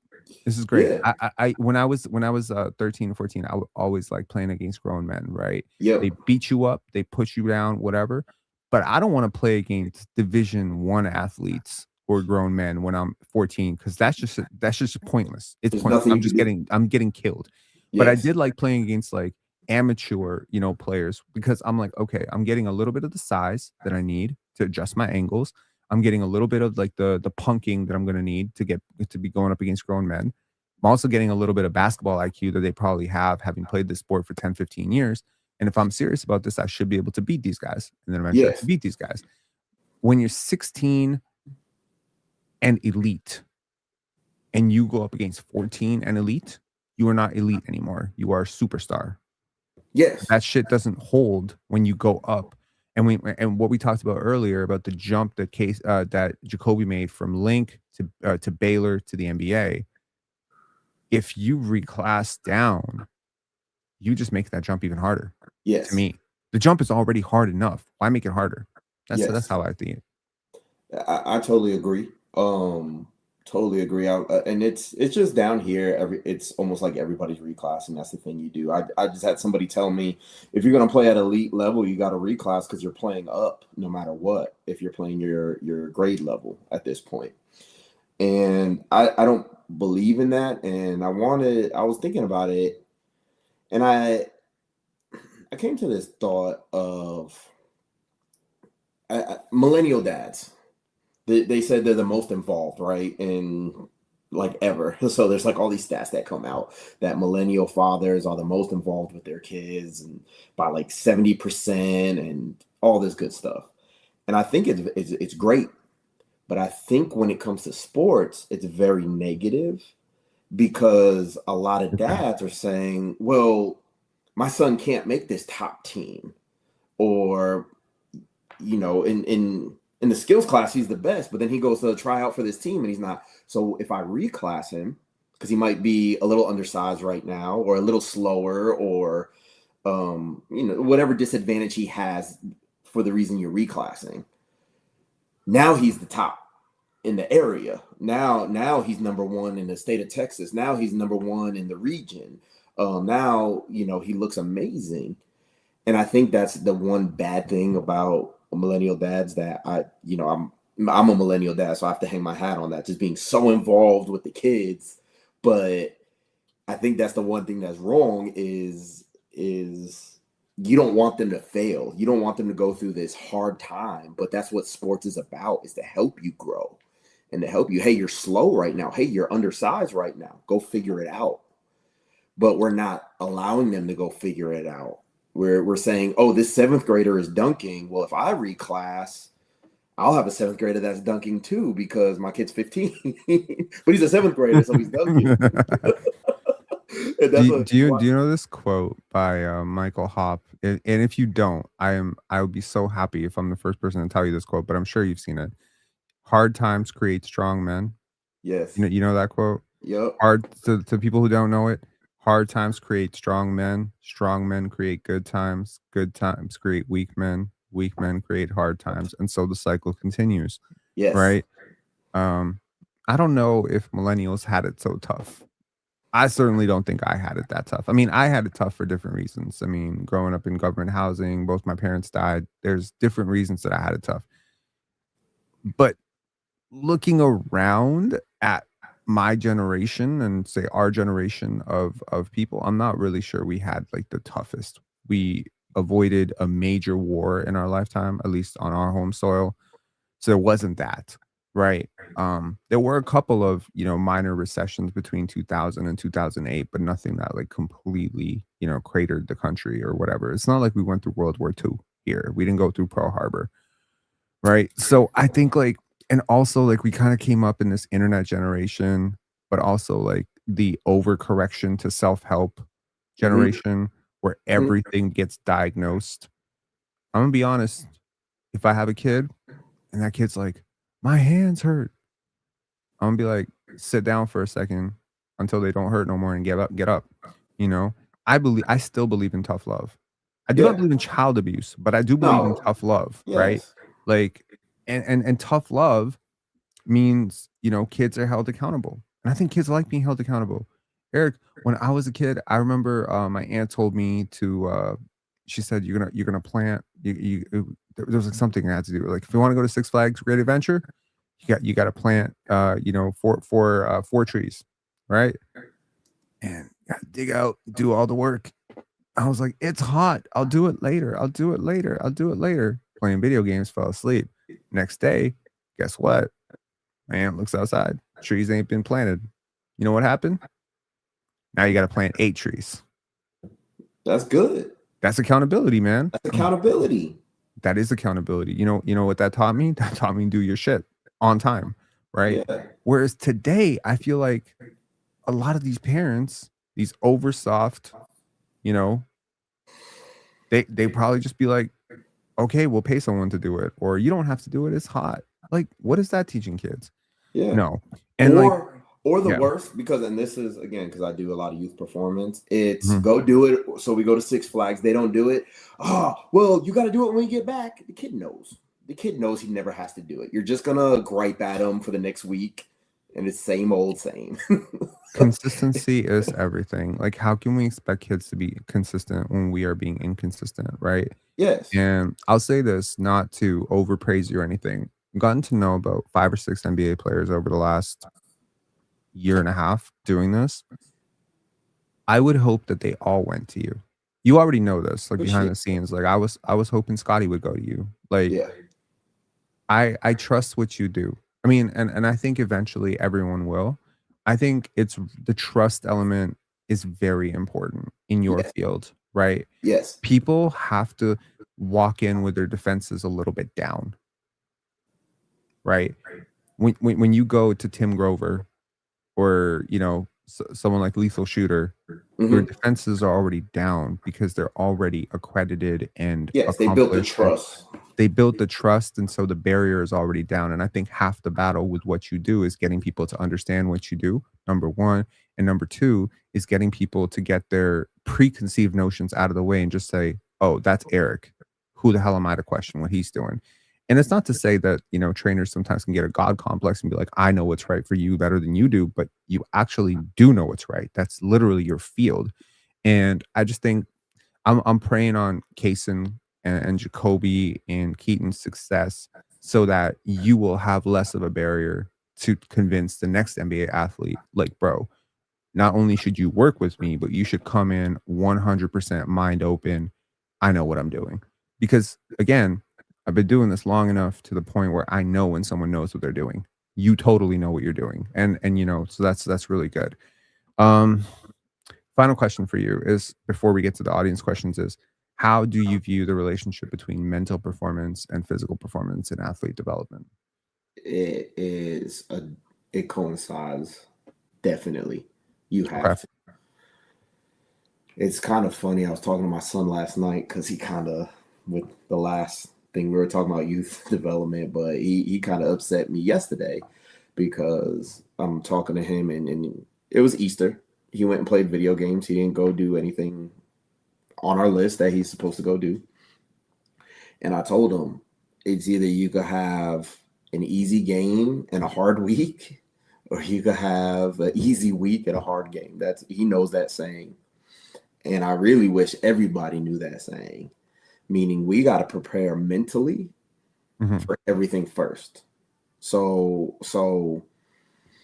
there's something called a transcendent rep, right? And the transcendent rep is that last rep when you felt like you gave it your all. You have one more rep. Always, always. It's called the transcendent rep. That's your growth rep. Most people don't get that because mentally they can't go past that. That's the first thing. So if I'm doing bench press, we'll say, because everybody knows bench press, and I'm struggling and I can't get one more, that transcendent rep is what separates you. That's what separated Kobe. Was he Mhm. had a transcendent rep? There's always one more. There's always one more. It might not be 5 more, but there is always one more. It's mentally that blocked you before physically it blocked you almost every time. So that's the first thing is we have to be strong mentally and you have to prepare mentally. So if you're not prepared mentally, there's a lot of stuff that happens chemically in your body. Um, think of it like this. If I just woke up, didn't stretch, still foggy, like what I just told you, if we went and I said, all right, 100 push-ups before we start this podcast, you're probably going to struggle at 15 because your body's not ready, your mind's not ready, nothing's ready to do this. The first thing that had to have happened was mentally you had to get there, right? If Mhm. you knew, okay, Eric's going to put me through something before we even get on a podcast, you're going to wake up and mentally prepare yourself to go through it. Then we're physically going to go through it because there's a connection that has to happen. Like you were talking about before, proprioception. Proprioception is one of the main things. So our muscle tissue, we actually, if we used our muscle tissue at the highest rate possible, neurokinetically, we should be able to bench over 2,000 pounds. as a study said. I don't know if it's true exactly. I believe it because of the way it broke it down was we don't use all our muscle fibers because the signals aren't telling every fiber to fire. We're getting some of it firing.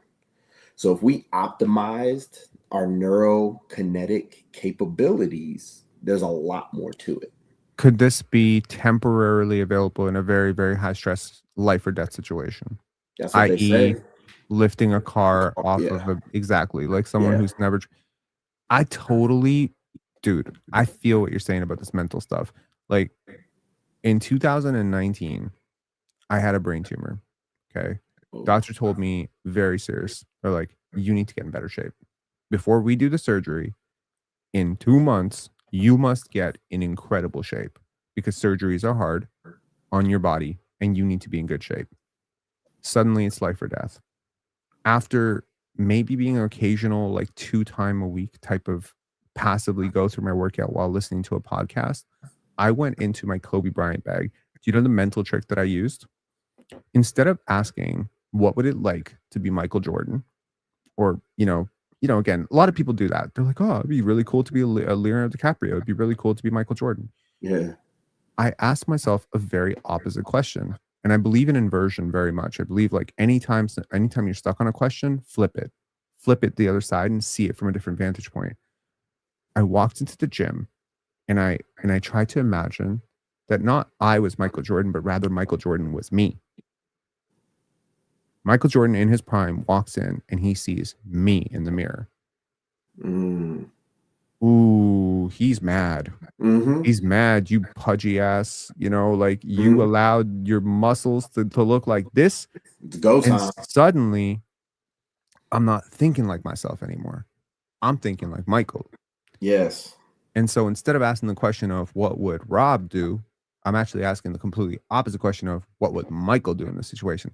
Michael does not quit on his workout. Michael does not take water breaks. Michael does not, stop short because he's a little bit tired. He's Michael Jordan.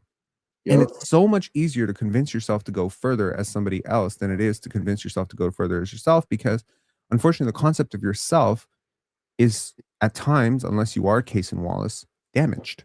Mm-hmm. You've quit on yourself so many times. The self-concept of you is basically informed by every decision you've ever made. So every single time you skipped your alarm, your brain figured out this is who we are.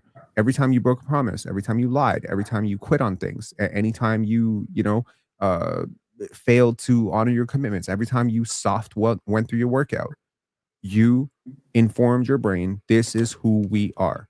When you're Mm-hmm. late to a meeting, this is who we are. We're sometimes late, right? Mm-hmm. And so this neurological connection is like where I think Kobe unlocked Black Mamba, where uh Beyonce unlocked Sasha Fierce. Yeah. You This kind of saw it alter before. ego, right? And so Kobe's not thinking about, okay, the concept of Kobe Bryant is a man, but the Black Mamba is a snake. It is Mm-hmm. persistent. It does not quit. It is relentless. It's lethal. And so that self-actualization of how would a mamba attack this? Mambas don't stop. Mambas are relentless, right? So we keep going. I think that this is important. I don't know. I'm just bringing this up because it's like that sort of self-concept. I think is very important in that additional rep that you're talking about, Yeah. the transcendent rep.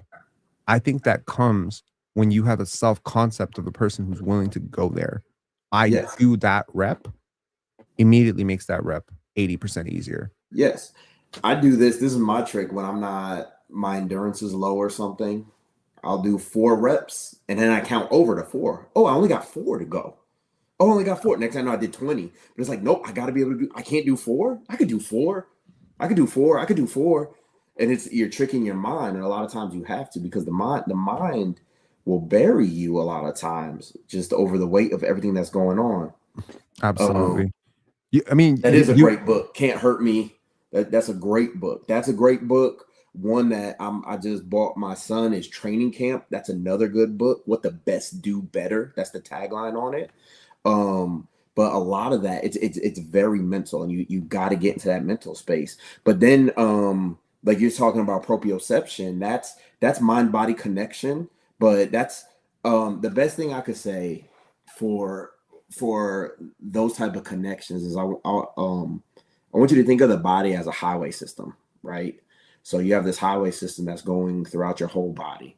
Then you have these transportation trucks. The transportation trucks are your blood, Mhm. um, and also the nutrients that they're delivering, all the good stuff or bad stuff, depending on what you've been eating, depending on how you've been working, etc. If those highways are iced over, y'all are in Canada, so y'all know all about that. I don't have to really deal with that except for like 3 days out of the year. But Mhm. or the highways are broken down, those signals aren't getting there. So there's a lot of stuff. So if you haven't been working correctly, your mobility is off.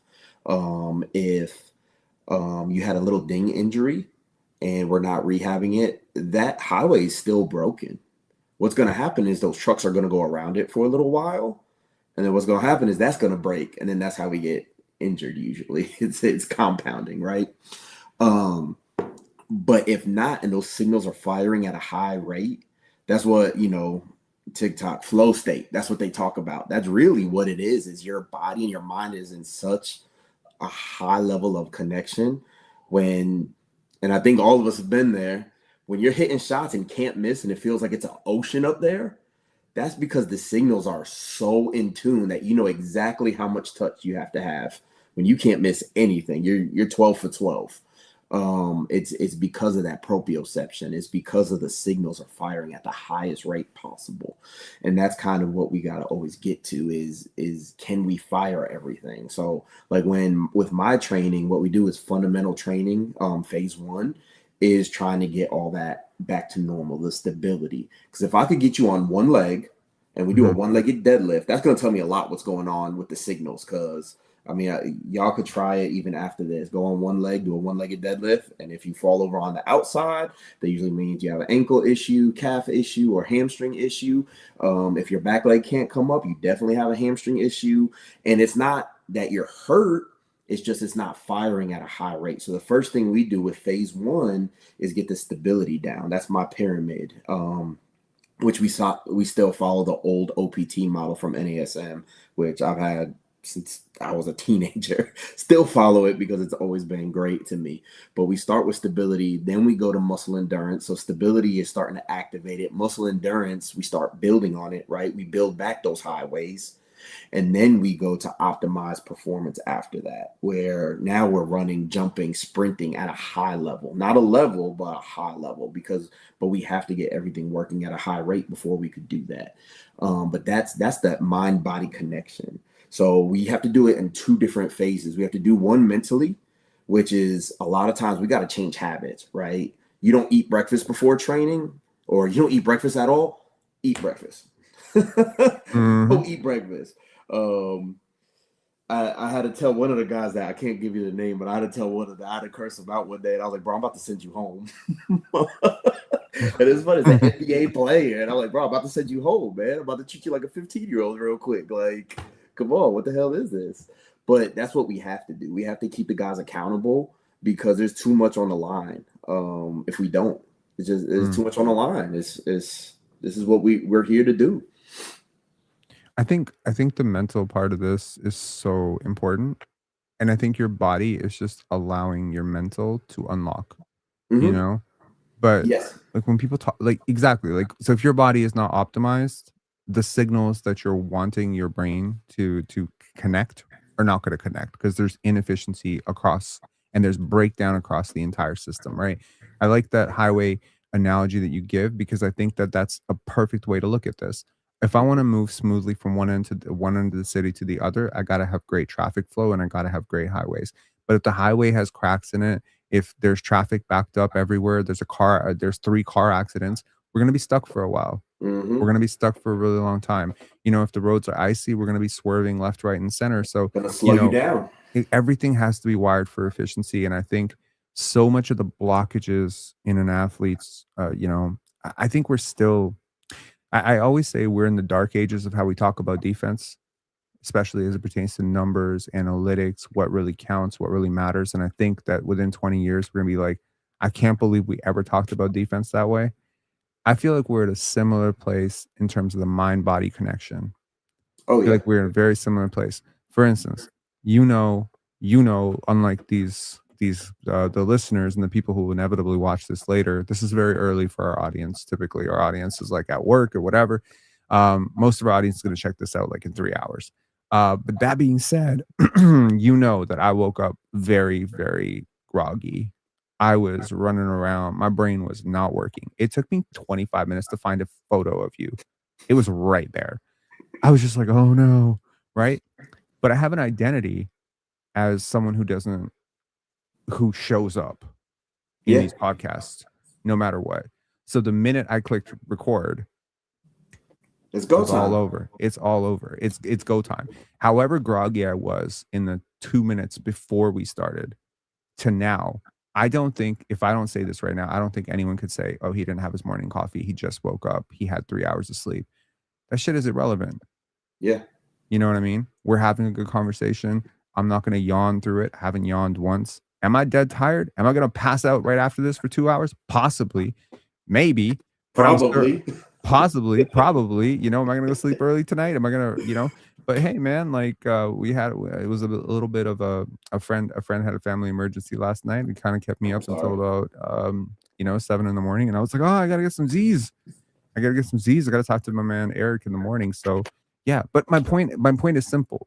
The identification of I'm someone who shows up immediately overrides anything Yes. that's going on in my body right now. You know what I mean? Yep. And I remember one of my favorite basketball coaches, right? He said, repeat after me. I don't get tired.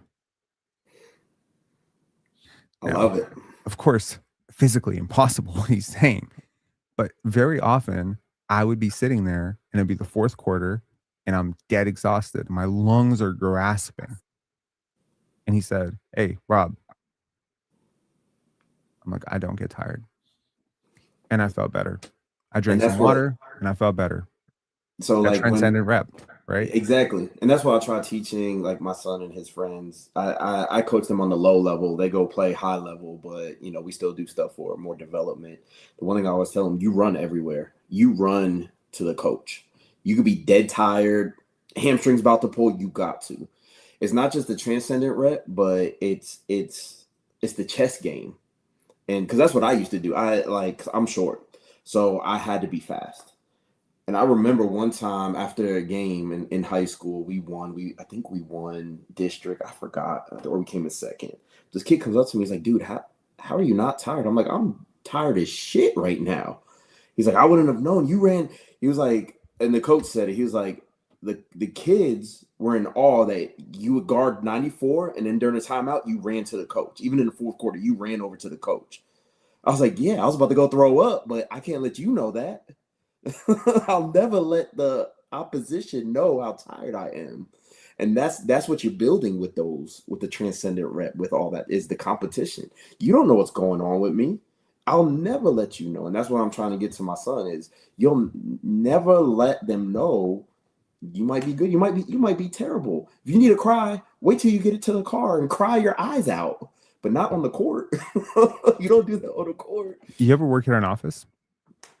No, I've been doing this my whole. Well, I mean, I manage gyms, but no, not officially. Okay, you don't have to work at an office to know what I'm talking about. So when you hire somebody, even if it's a front office person or a front of desk person, I want to say there's a loser way and a winner way to handle being tired at work or being overloaded at work, right?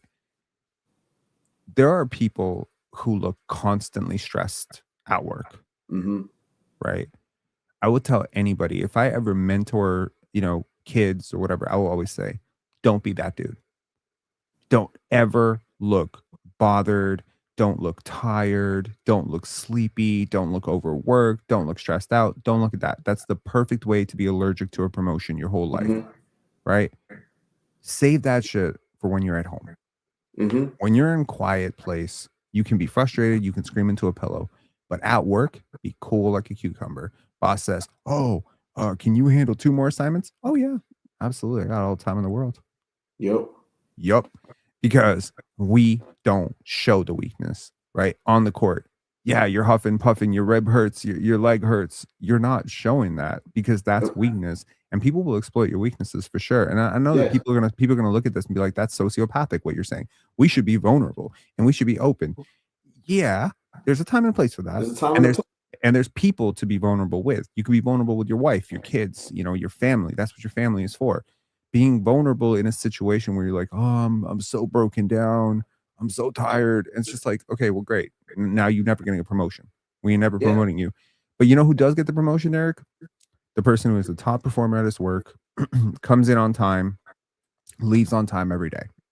That's the person who gets the promotion. You know why? Because everyone can subconsciously understand this person isn't not being challenged enough.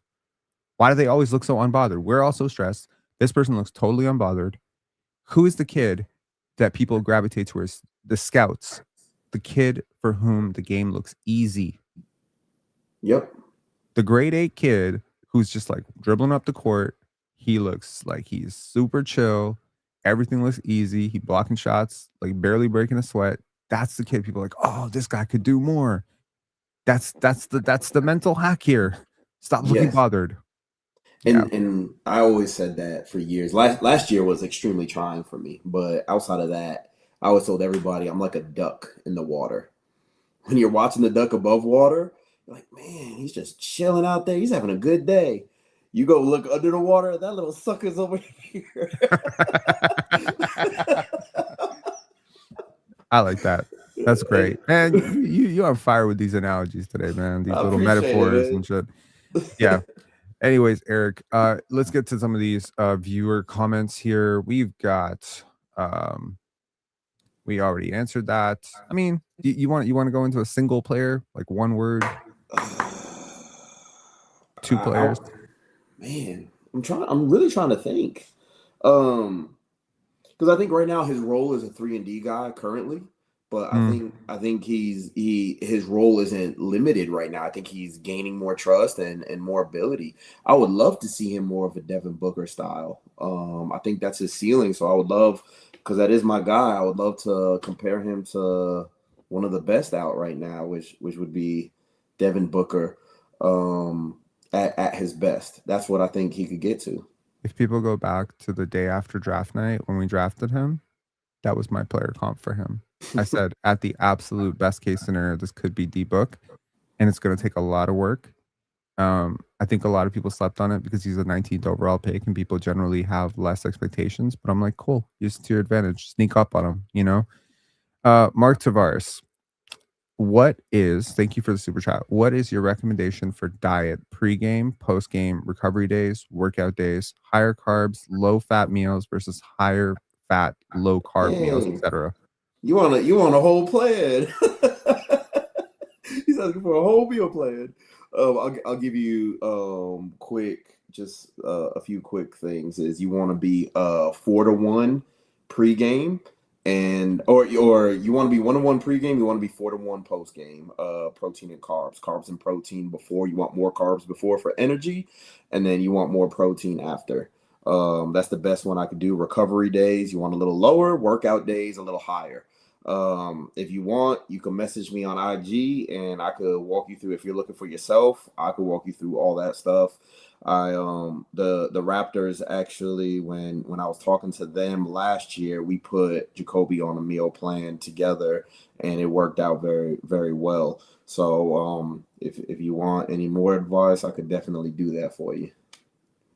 Mm-hmm. Okay, Mark had another question. Uh, Thank you again for the super chat. When training either during off season or in season, what type of strength training style do you prefer? Volume with multiple sets and reps, or one set to failure, and how many times a week? That's an interesting question because I think you've been looking at the same stuff that I've been looking at on TikTok, which is Mike Menser. He was just real brief for everybody else. I don't know if this is, sorry if it's not, but Mike Menser believed in training till failure. One set, train till failure, and it optimizes. For my athletes, we don't do that. Off-season training, we do a lot of volume. I like volume, and depending on what we need. Like I said, we have a stability phase. Mm-hmm. And then we go through endurance phase, and then we get to a power phase. In a perfect world, if I have 12 straight weeks with them, as we all know, we have what you call it, they might go somewhere, like the Raptors might bring Jacobe back for a week or whatever, so I might not get 12 straight, Mm-hmm. but we'll go ahead and try to get that phase throughout. So I do a lot of triplex systems. I was mentored by Juan Carlos Santana, one of my favorite trainers. One of my favorite books of all time is Essence of Program Design. If you look that up, by Juan Carlos Santana, amazing guy, amazing book for any trainers out there. But I like doing triplexes because I'm able to load a little bit more of what we need and also what we want. So what we need is, we might need to work on some stability, but what the GM wants might be some bigger shoulders. So we gotta load all that in a brief time. So more volume usually than one linear set. What was the book you just suggested? Essence of Program Design. Essence of Program Design by Juan Carlos Santana. That is very cool. Mark also saying he is a high intensity training personal trainer. Very cool. I love our community, man. I really do. Like every year at Penn Dance, I get to meet these people, like a lot of people, and I'll be like meeting like former Olympians, athletes. I'm like, dude, I love our community, man, so much. Such creative people. I've found that, like, while this community is not for everybody, because I am not for everybody, and I don't want to be for everybody. Because if you're for everybody, you're really for nobody. Really, you're for exactly. You're just pandering at this point. So I'm just be authentically myself, and I'm gonna see like what sticks, right? And I've just found like such wonderful people get attracted to this channel. Writers, creatives, but then you have on the other side athletes, former athletes. Sometimes you have like tech, people like, doing really creative, innovative shit in the tech space. So I'm just like, yeah, I really love it. Taco Prodigy 14 said, could Eric provide some insight into the payment structure for NBA trainers? Do you get paid on a contract, salary, and or per session? Do you negotiate that salary independently with each player? Is this something you can answer or not? I could vaguely. So I'm independent. I don't work with the teams. I know there are some trainers that actually work through some of the teams, and they have their own structure. I just work with the players, and we discuss that. Each individual is a little different, and we set it up differently. But yeah, I mean, if you're a trainer, it's just like having any other client. It's just how much work are you putting into it, and you put a price tag on how many hours that's going to take you. Mm-hmm. We have another question here from Alexander B2911. Question for Eric: as a trainer, have you ever worked with a player like Scotty? There's no players like Scotty. You know his limitations, but you also know his strengths. What would be the one thing you would work on in the off season? I might be a little confused. Maybe it's just me, but is he asking if I was to work with Scotty, what I would do in the off season? I think he's kind of asking, like, if you had a player, let's just call the player you're working with Body Barnes, okay, or Body Sarns. He's basically 100% copy of Scotty Barnes. Of course, Scotty has, an awesome trainer, Brian, for his skill stuff. And I believe in Brian so much as a human being and as a person. Like, I have nothing but nice things to say about Brian. But of course, athletic training is different than skills training. It's different than, mental training. These are, I don't think people realize there's an ecosystem around your star player, bro. Yeah. Like from nutritionists to athletic training to all this stuff. From a business, PR team, there's a team around every athlete. I always, it's weird. Like people say they got to humanize athletes. The only people who need to humanize athletes are people who don't view them as humans in the first place. We both view athletes as human beings. That being said, athletes are not only human beings, they are also sometimes billion-dollar enterprises. Businesses, yeah. They are businesses. It takes stuff to get it up and running. Yeah, they can't do it all Barnes themselves. LLC, basically. That is a business. It makes $45 million a year, okay, or $55 million a year. That business has a CEO, which is the player, but then it also has a CFO. it also has, worker bees and people that work for it. Yes. So that being said, assume that you're not running Scotty Barnes LLC, but running Body Sarns LLC, and it's exactly the same thing as Scotty Barnes LLC. What do you So do? I'm starting with his hips. Watching Toronto games, what I'm seeing, and just over the last 2 years, I don't know his medical reports. I always got to say that because if he did come to me and send me his medical report, I might have a whole different game plan. But as of just visually, what I'm seeing, him being out with ankle injuries over the last few years, I'm working on his hips because that's telling me his hips are super tight. And taking him through a stability phase, definitely. Abductors, glute mids, really figuring out what's going on there. His load is very high, and because he's 6'9" and plays tall, he's not always in a very low position. He's playing taller. I can almost that's the one thing I'm going to be looking at is hips. What's going on there? That's going to be my phase one for him, is look through that, put him through that plan. Really look at his mobility and his mobility ability, because he is built. Like I said, you guys gotta understand, some of these guys, they're built just different, long, lanky, and wide. Like, and he's 6'9". It's not, you've probably seen a 5'9" guy like that, but 6'9" is crazy. So I got to see what his mobility ability is. What's going on, core strength. But that's kind of where I start at. Is I'm looking at hips first. That's the bread and butter. I think it's been a positive thing. Is like 3 years ago, he turned his ankle probably 8 times, 8 or 9 times. 4 years ago, it was even more than that. It was ridiculous. Like his ankle stuff, and I think I even talked to you about it at the Yeah. time, and I said like the hips, the ankles, this is related. Yeah. That So being said, this year, touch wood, we haven't had any ankle turns. yeah, Not which a means single one. somebody's working with it. Shout out to the Raptors staff. Hopefully Nikki's working with him. That's a physical therapist that works with the Raptors. Like, she's really good people. But like that deep longitudinal sleeve. So going from the left ankle to the right hip, how is that interacting? Right? These are muscles, again, proprioception. They all fire together congruently to make that movement. So if something's not firing correctly, the other one is Right. either overused or way underused, and that's how all this stuff happens. So that's what we would start with. Absolutely. Um, there was just a comment here from Gabe 14G, Jacoby developing into that secondary shot creator. That would be awesome.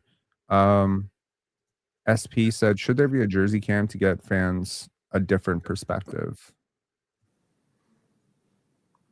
That would be interesting. That would be interesting. Google I glasses.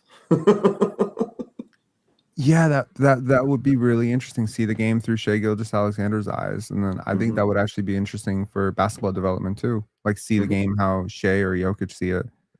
Um, when you slow down what these players are doing on a and get really, really nitty-gritty into the microscopics, you're just like, man, these decisions are coming super fast.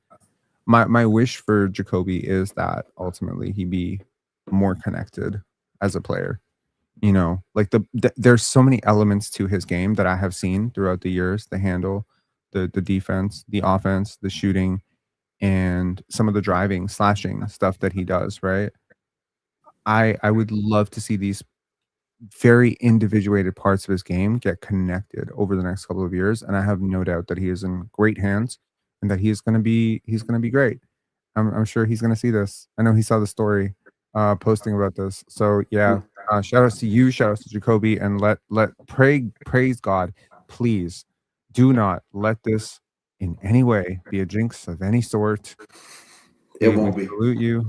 We salute you, let Let me Jacoby give a shoot. shout out to Kiki Rice with UCLA winning the chip yesterday. That's Cason Dope. Wallace's girlfriend. Trained her this summer. She looked amazing all year. So huge shout out to UCLA and Kiki Rice. Dope, man. Absolutely. What's your prediction for for the men's side? You got Michigan? Gotta go UConn, man. I told you I got my boys. Alex Oriaki's I got to. I You do gotta. know they're 8.5 underdogs, right? Like Dude, very I would play for that coach any day of the week. I would run through a wall for that he's coach. insane. You know that, right? He's insane. I Yeah. love it. Me too. Me too. I actually really like him. Like, If he said, Eric, go through that motherfucker, yes, sir. Boom. I couldn't there coach. there was a video clip after the game when they just won and they beat Illinois, and he's walking and he's just like talking to himself. And he's like, "Yeah, motherfucker. Yeah." People are like, "This guy's genuinely insane." And This I'm like, guy's "How do you genuine. I think he love keeps it. winning? How do you think he keeps winning? He is absolutely crazy." Yes. I really think that delusion is such a big part of success. You Yes. have to believe. You have to have vision to do things that are completely impossible. And I wish more players had that kind of delusional confidence, but also had that ability to scale back and reflect. It's not just wild delusion, Yes. Yes. Cam It's Thomas, you organized know? chaos. Exactly. There's a moment for chaos, there's a moment for structure, and then there's like a moment for reflection. So we structure, we reflect, we go into pure chaos, right? Boom. Anyways, Eric, thank you for Awesome. your time. Probably took No up a lot problem. more of your time than we were expecting, but these It was conversations, great. I loved it. Love the community. If anybody wants to message me, y'all can on Instagram. I keep absolutely. posting the stuff. So yeah. I would definitely suggest people follow you, of course. And where can they follow you? I'm actually going to Uh show your Instagram here just in case people. the I'm gonna pull it up, but okay. So let's. I could go Eric E4. I mean, everything is in the link. Just so Okay. everyone's aware, everything is in the bio. In the description. Sorry, in the description we have Eric's. You're still on the same website, right? Yeah, I think it's my E4 now. I think I swapped it out to my E4 just because it's now a bigger umbrella. Okay, got you. So yeah, so just go to Instagram, go to Eric. This is Eric's Instagram. As you can see, the man lives, breathes, and eats training athletes. It's what he does. So definitely go check him out. Go support him. He's really good people. And as always, thanks a lot for supporting the community, man. I appreciate y'all. I really appreciate you, man. Good luck. Good luck. Hopefully, y'all can get the 6th seed, not the 7th seed. I forgot to ask you a very important question, and I'm just realizing it now. See, now the sleepiness is coming in. It's fine. Playoffs coming up for the Raptors, whether it's play-in or whether it's playoffs. Okay, what is the importance of playoff reps for young players? I can't believe I didn't bring this up. My bad.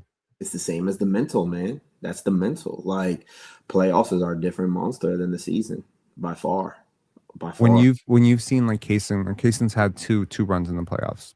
Mm-hmm. Right? The first one was not a full success. Last year was an NBA championship. This year, presumably, hopefully, another championship for them. What is like the approach difference? What do you learn about a player in the playoffs? Because again, the reason I'm asking this question is, Eric, you may not believe this, but after all the incredible work that the Toronto Raptors have done this season, there are still people in this community, not in this community, but in the other communities in Raptors fandom that are just like, nah, this is a first round exit. They're not going to win one game in the playoffs. We should just tank. We should tank. After all this shit, we should tank. And I'm like, no, bro, because Jacobe and Scotty and all these guys, they're going to see this shit for the first time. And whether you get smacked by Detroit or whether you push Detroit to 6 or whether you beat Detroit is irrelevant to me. It's about the experience. So I'm curious, based on what you saw with Cason, how did the playoffs change him? So I was at the game when they played the Mavs, and he won that game for them. In the fourth quarter, he knocks down 3 big threes. I remember that. Huge threes, and we're there. We're sitting at that game. That I'm not going to speak for him, but I'm going to say from my vantage point, that right there changed him to say, I just can't play in this game. I can dictate a lot of what happens playing this game the next season, which was last year. And if you look, he was a huge factor in what they did last year. I think it's imperative for young players. I think it's imperative for even older players that don't have the playoff experience, which, a lot of people don't think of it that way. But if you've only been to the playoffs once in your career and you're 28, like this is a whole new experience for you also. So the way you go about it and understand that the game is different, the game does slow down. It's not just, oh, I got this shot. No, they know Jacoby's going to come off a double pick to high screen, knock down at the top of the key. They know that. And they're planning for that. And you're going to see them outside of the play-in. You're going to see them at least 4 times, at least 4 times. So it's okay. Now we're going to switch this. Well, now they're going to go ahead and switch their defense. Now we're going to switch and it's this chess match that you don't get during the season. And it's a big deal. So getting that experience and going into the off season where now you have your young players telling their skills guys, we need to work on X, Y, and Z, because now mentally they're more prepared for it, I think gives you a huge upside. I consider the playoffs like an audit. I don't think I've ever heard anyone compare the playoffs to an audit, but they are. They are. Everything you did in the offseason is going to show here. Everything you worked for. Like, I've listened to players talk about training for an 82 game season and then training for the second season, which is the 16 game season. And when you're not a player who trains in the offseason to play those additional 16 wins and presumably 24, 25 games that you're going to have to play to win an NBA championship, it's completely different training. And to train for that high intensity, I think the playoffs are uncomfortable because they show you who you are. I know it's a small sample size and a player can struggle or be great, and it's not going to be gospel. Jerome James was awesome in the playoffs. Well, you remember that? Yeah. I look at someone like Paolo Banchero. He shot 40% from 3 in the playoffs, and then he came out this year and shot 30% from 3. Let's talk about one of my favorite point guards for the Raptors that won y'all a chip, helped win y'all a chip, Van Fleet. He got paid off of that playoff run. He really did. Like, and that's what the playoffs could do for you is you say, oh, this guy has a home in this league. That's the difference. Instead of, because it's a month and a half if you win a chip or less. But imagine if you just did very well in December. Nobody cares. But can you imagine, like, if the playoffs had ended in Philly, what people would be saying about Fred? Yeah, exactly. Because, it's all about opportunity. Oh my God. If Kawhi does not hit that shot and give Fred the opportunity to redeem himself against Milwaukee and then redeem himself against the entire and thing. Siakam. Remember, Siakam's a damn good player in the league right now, but that was the springboard. I think playoff reps are super important. I think, self-conceptualization and self-identity means a lot. When I was 16 years old, I got onto a bus, Eric, and I never conceptualized anything relatively close to $1 million or anything like that, right? I got onto a bus and I was wearing a suit because I was heading to what I didn't know at the time was a multi-level marketing scheme. So I wore my dad's suit and I was looking like $1 million, and I walked onto the bus and the bus driver said, "You look like a millionaire." It's the most random thing. I still think, I'm like, am I tripping? Did that really happen? No bus driver has ever said anything like that to me before, but for whatever reason, this guy just decided to say that. Then I remember, in grade 12, I had this writer's craft teacher, and she's like, "Robert, you know what I could really see you doing one day? I could see you writing a book. I could see me going into a bookstore and knowing that there was a book by you." Eric, I became a millionaire, and I became a writer. Nice. It's the craziest shit how people can almost like, but it's just like, I never thought of myself like that. I've never thought of myself as an astronaut. Yeah. But it's like the self-concept is half the battle, because when you think about a person, who's young and they hear that you're not good at math, they're like, damn, maybe I'm not good at math. That becomes self-concept. So when you go to the playoffs and you score 20 points, that's a I'm big the man. Like, how you gonna live up to that? There was somebody online talking about Cason. Oh, we need to trade him. He's not gonna be worth all that money. He's not that good. This, and that. It's just Cason Wallace. I had a comment back. I never do this, but I had a comment back. I put NBA champ Cason Wallace. Get it right when you say his name. But that's the mindset. That's an NBA champ now. Like, and that's how, if you watch him, he's an NBA champ, and now he plays like an NBA champ. His game is winning basketball. If there's one thing you could say about him, it's winning basketball. That self, like you said. Yeah, you can't install this for anybody else. I think people got to do this for themselves. Like, I could go up to Scotty Barnes and be right now, like, yo, bro, you got to start calling yourself NBA champion Scotty Barnes. But until he believes that, Exactly, it's never going to happen. But I look at a team like Detroit this year, they carry themselves like champions. they do. That's They good. really do. I don't know how they do it, but they do. And I think part of it is because they went to the playoffs last year. They got a sniff of it. They got addicted to it. They're just like, okay, let's go further. And they're ready to go. You know, we live in a TikTok generation, Eric. We live in instant gratification. Where instant gratification. 100%. Like, I got people telling me, you know, I'm like, oh, you got to check out this documentary on Netflix. How long is it? An hour and 30 minutes. Nah, I'll watch the video summary. Yeah.